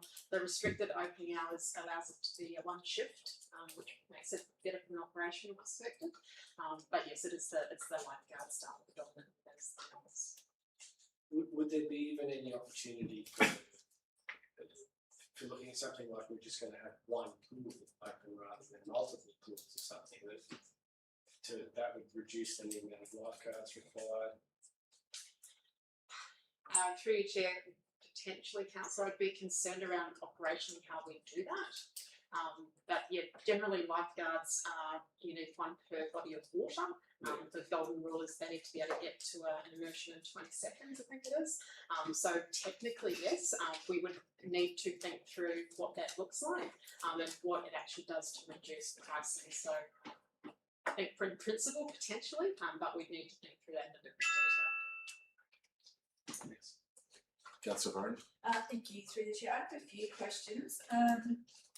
If we were to go with the amended motion, am I allowed to speak to that during this motion? Yeah, if you're speaking to the motion and the foreshadowed motion, yes. Foreshadowed motion, yes. Do we currently have sufficient staff to move to the trial period of opening 7 days, or would we have to be putting on new staff? Through the Chair, Council, we would have to put on additional staff to cover the extra time, but we consistently go through a process of recruiting and having an available pool of suitable lifeguards, particularly available for additional hours. As mentioned by Councillor Cosgrove, there's often a difficult workforce to maintain because we have a lot of students and things like that come and go from the area. So yes, we would need more staff, but it is something we are continually doing anyway to have that broader pool available to the council. Okay, thank you for that. That clarifies one of my points. My other point was, is the hybrid or the part-time model or trial suggestion workable with still allowing our staff to do training, allowing maintenance of the pool, cleaning and filter, and I don't know what else happens at the pool, but yeah, would that part-time trial still allow for all that to go ahead safely and within our workplace health and safety standards and such? Yeah, through the Chair, Councillor, it's our preferred option for a 7-day because it does enable us to continue to have allocated time for training particularly. It will require us to do some changes to how that training happens, but we believe that it can be facilitated, but it would be a slight change to how we currently do that. So if we were to go to that foreshadowed motion 7-day-a-week model, I know this year Australia Day fell on a Monday, so the Maryborough Aquatic Centre was shut because that's a day that we don't normally open. So going to the 7-day-a-week model, it would give our patrons the opportunity to go to pool on Australia Day, and as previously they have, those numbers have been quite high, is that correct? Through the chair, councillor, I believe the motion that we have is to have the pools open for Australia. Yeah. So that would be part of that. Yeah, but the pool use on that day is really quite high. Yep. Yeah, okay. I think that was all my questions, thank you. Any further speakers or questions? Councillor Truscott? Yes, I had a question. I recall at that meeting on that Friday afternoon, 2 or 3 weeks ago, I believe it was, that I asked the question then that the $190,000 was based over 12 months, not over the shorter period of 3 to 6 months. So that means 190,000 might only be 80 or 90. I think Through is that the correct? chair, that price is for the modified opening. I believe the costings that were provided to councillors at that briefing session were one not, we haven't gone through them in detail, but I think it was 250 we had in that costing. So the 190 I believe is the revised costings for the modified opening. That's correct. Yeah. Any further speakers or questions? Councillor Truscott? Just to clarify then, that because if that's the case, that would put it at about $700 per hour for the pool to be open. For two facilities, $700 per hour for 4 hours extra per week for the 6 months. Sounds right. Sounds right. Yep. In terms of number of staff and the average wage for a lifeguard, that off the top of my head sounds about right. Yep. Lifeguard sounds like a good profession. Well, you need more than one. The ratio is very high. Yeah, you need a lot. Yeah, through the chair, and given that we've got 3 water bodies in Harvey Bay, and we've got 3 water bodies in Maryborough, that's 6 staff straight up just for water bodies, plus supervisory staff, plus potentially TLS staff and things like that as well. So it is more than just, a couple of lifeguards each. Councillor Byrne? Thank you, another question. Having the pool open for those extra hours, would that actually require more maintenance? Through the chair, I don't believe so, off the top of my head. We'd be doing standard maintenance anyway.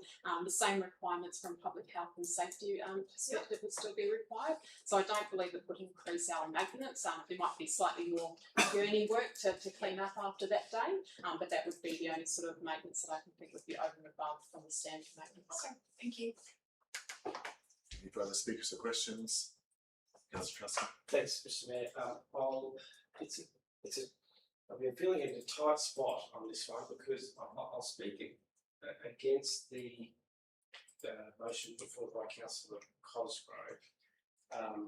Not that I disagree with, I don't think anything that he actually said. I agree with everything, but I think I would like to see the option A trial, which I think is ultimately what I'm seeking and what I believe the community are seeking is a return to the service we had.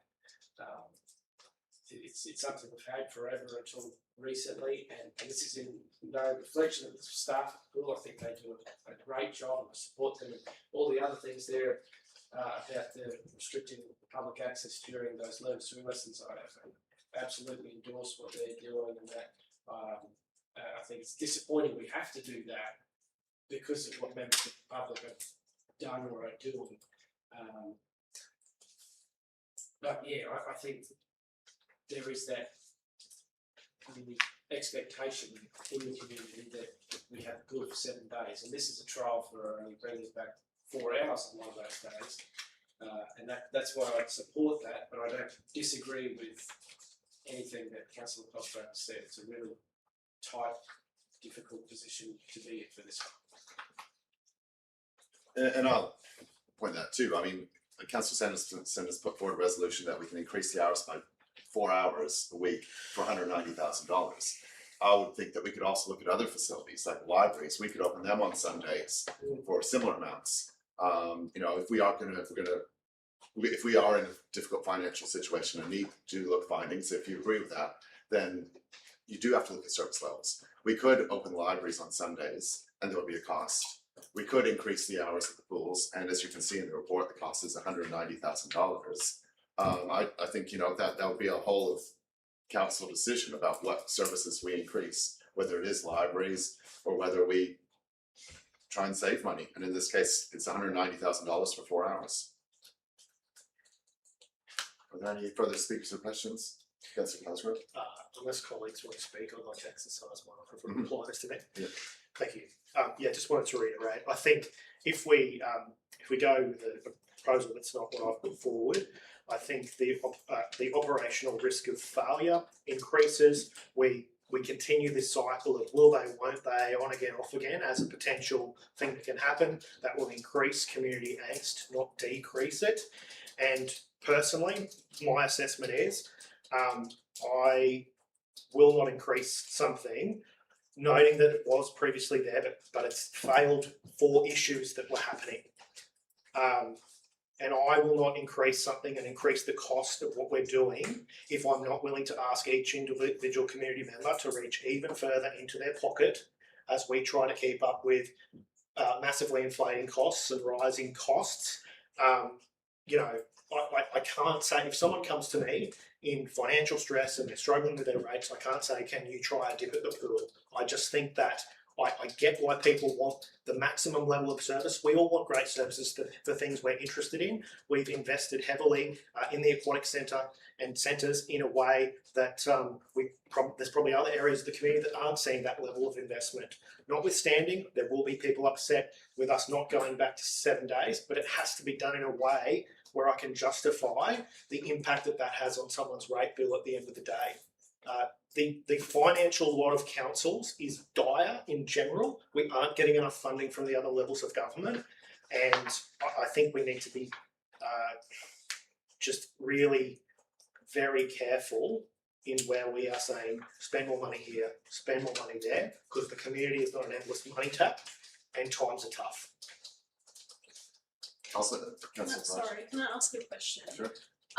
If the amended motion by Councillor Sanderson passes, and the trial period of 12 months is undertaken, will our staff, if they are genuinely struggling, be able to come to us sooner than the end of that 12 months to voice their concerns? Because I want to make sure that that's... Yeah, through the chair, councillor, if we were to move forward with the foreshadowed motion, I'd be proposing that we had a discussion around how we actually measure the success of the trial, and that would, I think, include around the stress on staff, the culture of the service, and I think that would be how we would feed back through the council, but obviously through the support of Karen and Joyce, staff have those ongoing touch points as well in terms of how they've been doing this.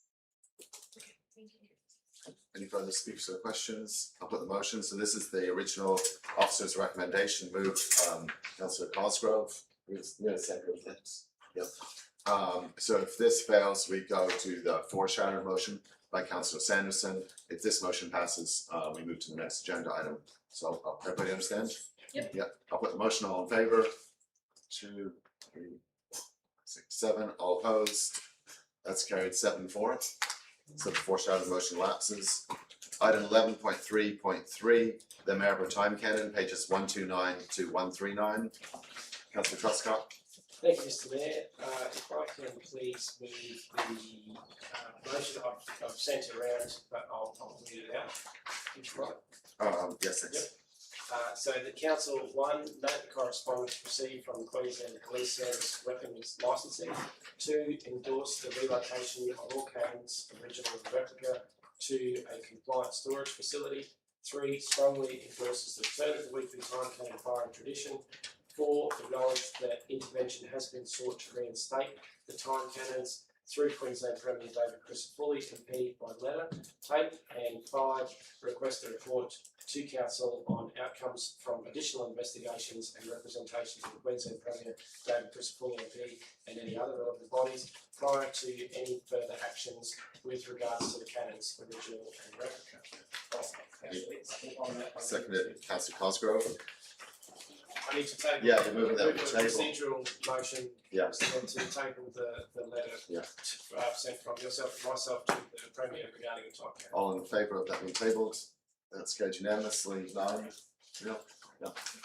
So it's moved. Yourself, second, Councillor Cosgrove. Do you wish to speak to this? To the original one. Yeah. Yeah, look, I think this has been a long situation that I don't imagine any of us would ever have wanted to be here. I think that it is a very long-standing tradition, almost 150 years in existence of this camp, and I think it's something that is unique to Maribyrnong, that's part of our identity that I believe we need to keep, and the community has expressed their concern and outrage over the information provided by weapons licensing. I question that information provided by weapons licensing. I don't believe it myself to be entirely accurate, and I think that perhaps there could be ways of checking that. I think we've got the request into the Premier.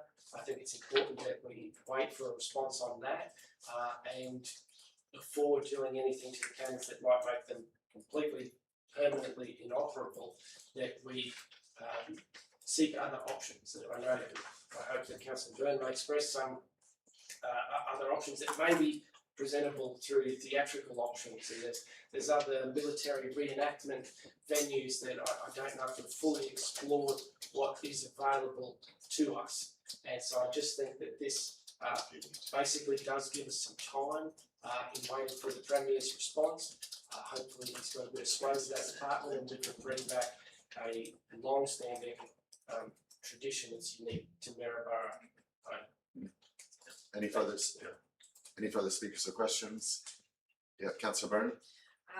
I'm speaking for the motion, is that okay, Mr. Actually, we'll just make, hang on a second, we'll just see, are there any speakers against? I had to step out for a second, Yeah. so are we, someone has put the officer's recommendation? No, right? nobody's put the officers. Oh. Okay, so should that be foreshadowed, If you wish to. if this doesn't get up? Yeah. Yeah, okay. Okay, are there any speakers against? No, Councillor Byrne? Thank you, Mr. Mayor. Okay, I think that the amended motion by Councillor Truscott actually makes a fair bit of sense. It still puts us in a position where we're obliging by the law, as every citizen and every organisation should.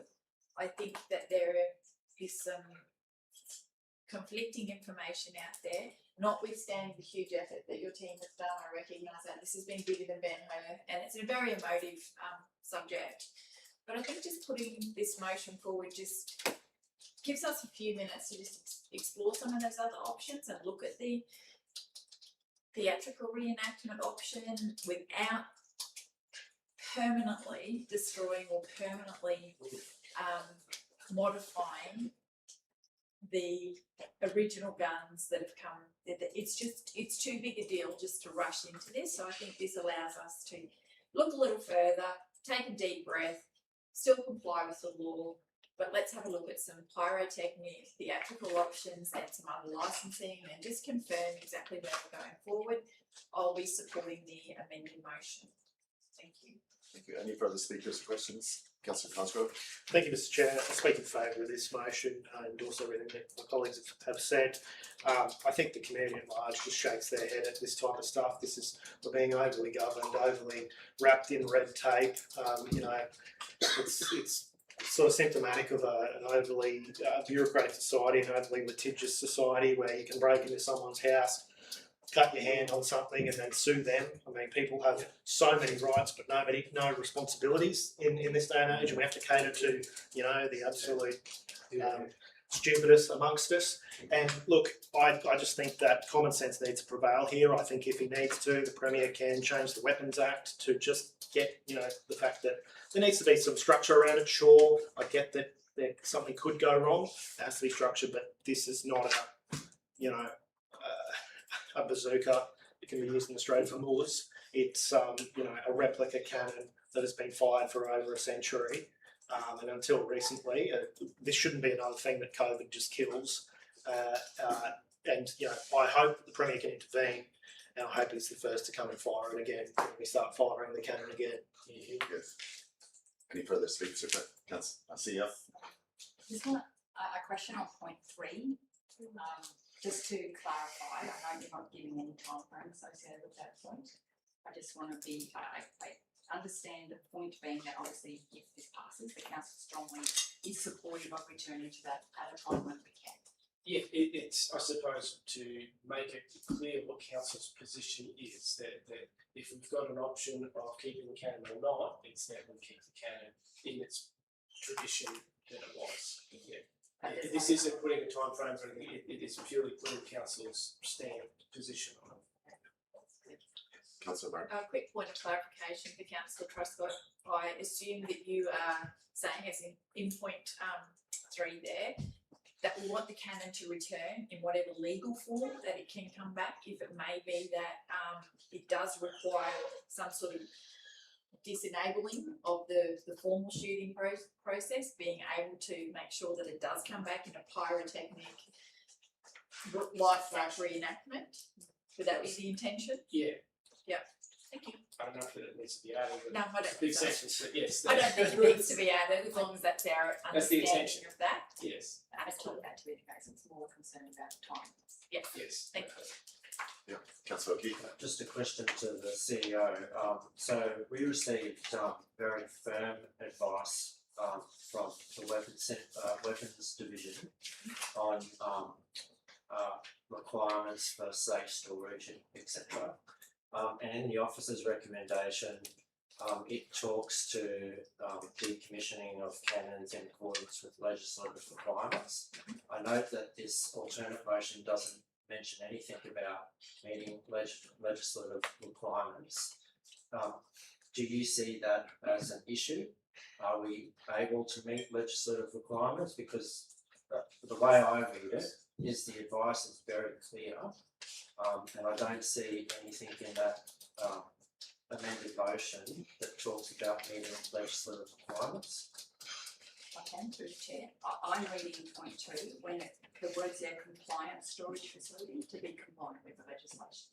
We are investigating what that requires of us, and we have identified a location that we believe is suitable, and we are currently getting verification of that fact, both through weapons licensing and also from our own legal advice as well. I'm comfortable that point 2 is in the intention of that is for it to be legislative compliant. Oops, council, we're legislating in there then. Any further speakers or questions? Councillor Whelan. Yeah, look, I'll speak in favour of Councillor Truscott's amended motion. I come to the region for the first time as an 11-year-old from more of a modern city, and I can remember very well how overwhelming the heritage and history was in Maryborough, even as an 11-year-old. And that kind of culminated after the markets and being immersed in all buildings and everything. The cannon fire. It was something that, you know, I'm not going to say how long ago that was. Saying my age, but that was something that I still remembered and thought was incredible as an 11-year-old. Something I think we should do everything in our power to try to retain. So, be supporting this amended motion. Any further speakers or questions? Councillor Sanderson. Mr Mayor, I'll just speak in favour if that's okay. Just in relation, we know as Councillor Wellman, as Councillor Truscott has put this forward, definitely happy to support it. I think our community's been very clear as to what they want to see happen. This explains our intent and it helps respond to what the whole community is saying, and also make sure that we're doing things the right way legally, making sure we're covered that way as well. So happy to support it. Any further speakers or questions? Put the motion, move Councillor Truscott, seconded Councillor Cosgrove. And if this doesn't pass, there is the foreshadowed officer's recommendation. All in favour? Any opposed? That's carried unanimously. Let's hand over to Deputy Mayor to start the next item. Thank you, Mr Mayor. We'll move to item 11.4.1, establishment of the Fraser Coast Futures Alliance. Before I move a procedural motion suspending standing orders, could I just by show of hands have an indication of if there is more than 2 councillors who wish to nominate? I understand there is. Okay, cool. So I'll move the standing orders be suspended to call for nominations, debate the merits of nominees and conduct a secret ballot to determine the preferred delegates to represent council in the alliance. All those in favour? Thank you. Okay, so won't make you repeat the hands in the air, but I understand we have nominations from Councillor Farage, Councillor Govers and Councillor Chapman. So I will appoint the CEO as returning officer and the Director Organisational Services as scrutineer. So once again, we will fill out 2 names, is that right? Just write Yes. 2 names and then it'll be, yep, cool. Quick question, Deputy Mayor. Yes. Are we going to, as with the CEO review, are we going to give the people we're nominating Yes, a minute to speak? yeah, you're right. Thank you, Councillor Bennett, for pointing that out. We should be given that opportunity. I'll ask that each candidate speak for no more than 2 minutes so we can keep on cracking. Is there anyone that wants to volunteer to go first? Councillor Farage, thank you. Thanks, Mr Deputy Mayor. Colleagues, the economic development and advocacy piece of council, as you would all be well aware, is probably one of my biggest passions.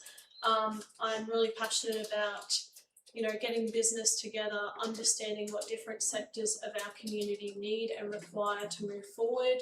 I was strongly involved in the Fraser Coast Futures that we put forward to council last year, both as a councillor and as a member of the general public. I put in a lot of time with that, and I'd like to thank the staff for their fulfilment in that. It's a fantastic piece of strategy that I would really love the honour to continue pushing forward. I think economic development and advocacy is one of the most important parts of our organisation. It informs our future. It brings money into the region to continue building on our economy, which according to the latest statistics that have come out recently is absolutely booming, which is fantastic to see that so many people want to come here and invest in the Fraser Coast, and I'd love to be a part of continuing to move that forward. Thank you. Thank you, Councillor Farage. Councillor Govers. Thank you, Mr Deputy Mayor. I'm very, excuse me, I'm very keen to be involved in this alliance. I bring a pragmatic mix of lived experience through community work, local and state government, and being a business owner, and indeed my tourism experience both in hospitality and aviation, which is vital to our region at present. I think this gives me a great understanding, or does give me a great understanding of both the opportunities and pressures that regional communities face. I have also got lived experience and in actually living in other growing areas.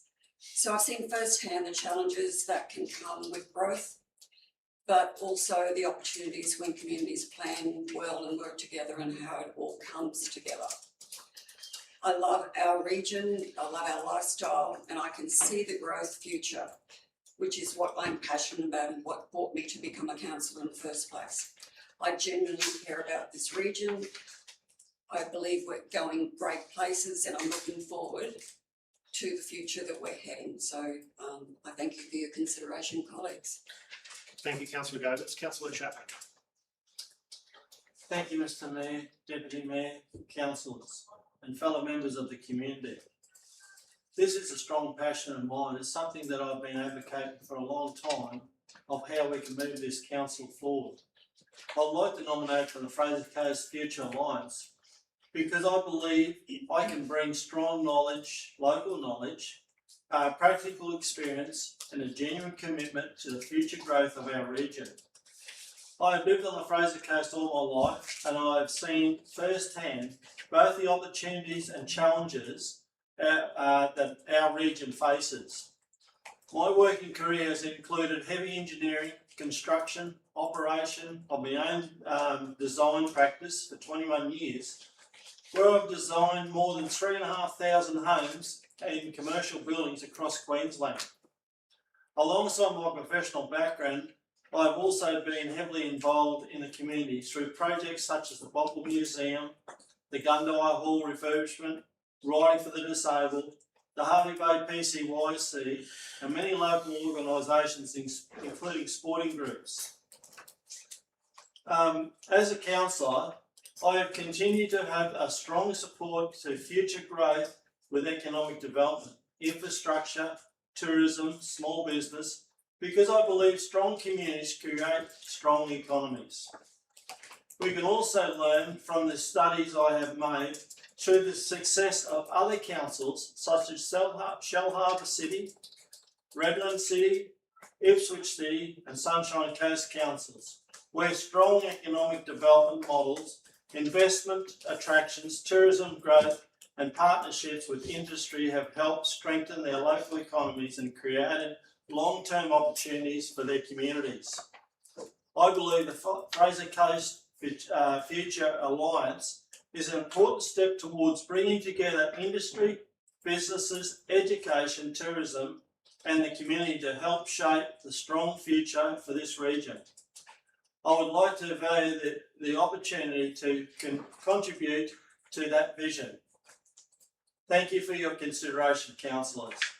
Thank you, Councillor Chapman. So we ask that all councillors write down 2 names as per the earlier ballot we did. Then that will be returned to the CEO as returning officer. After that's done, the CEO will inform the Mayor, and I'll hand back to the Mayor to then move us back into regular business.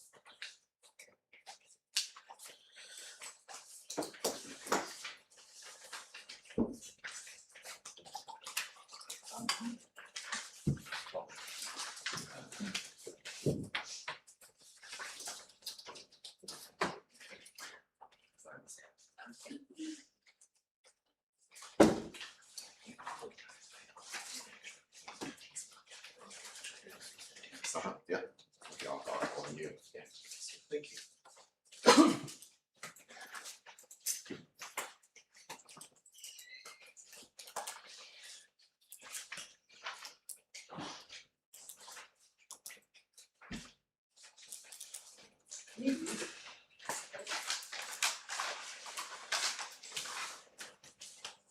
Phil, you can set that.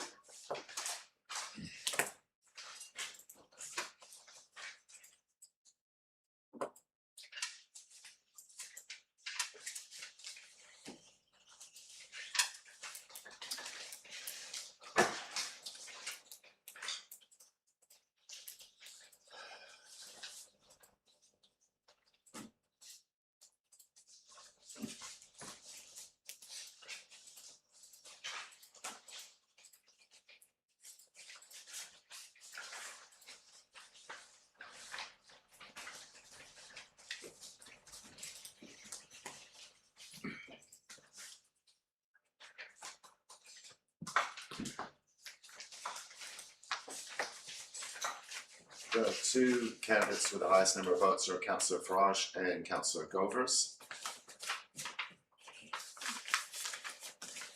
I'll move that standing orders be resumed. All those in favour? Those opposed? That's carried unanimously. Councillor Cosgrove. Thank you, Mr. Mayor. So I'll move the officer's recommendation. I have sent to the meeting secretary I just want to make an amendment though to the officer's recommendation to point 2, just to essentially say approves the alliance terms of reference with an amendment to include a reference to non-member councillors being observers of each alliance meeting.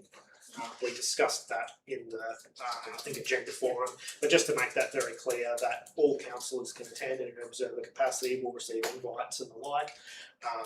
And it'll also be optional, as we can hypothetically, I think, attend any committee that we like. But yeah, just to make that clear. So if that amendment can be given given life, and then I'll, in point 3, appoint Councillor Sarah Farage and Councillor Michelle Govers to represent council in the alliance. The rest of the motion as written.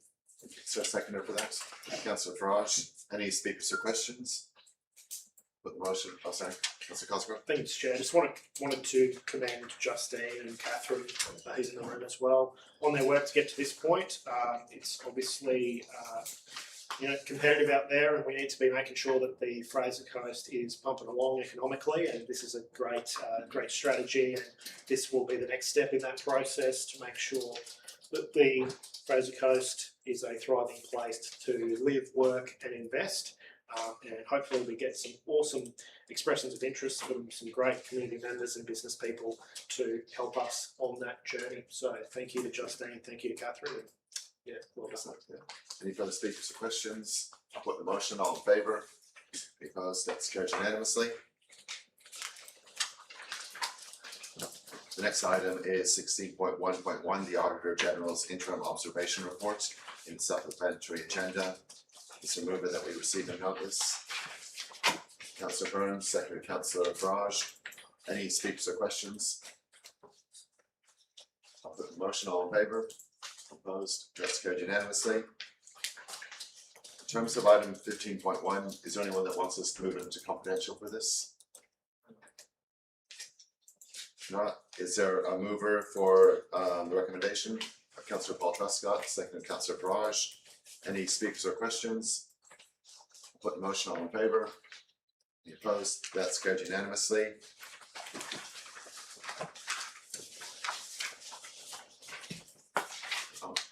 We'll go to general business. Is there any general business? I just want to note that we had a number of ballots today, and I think it's really healthy and good that people are nominating and that we're having an internal democracy. Yeah, it's a really good sign that people want to be on the different committees. There's no further agenda items. I'll just check there's no late reports. That's it. Yeah. Yeah, I'll close the meeting at 12:11. Thank you. Thank you.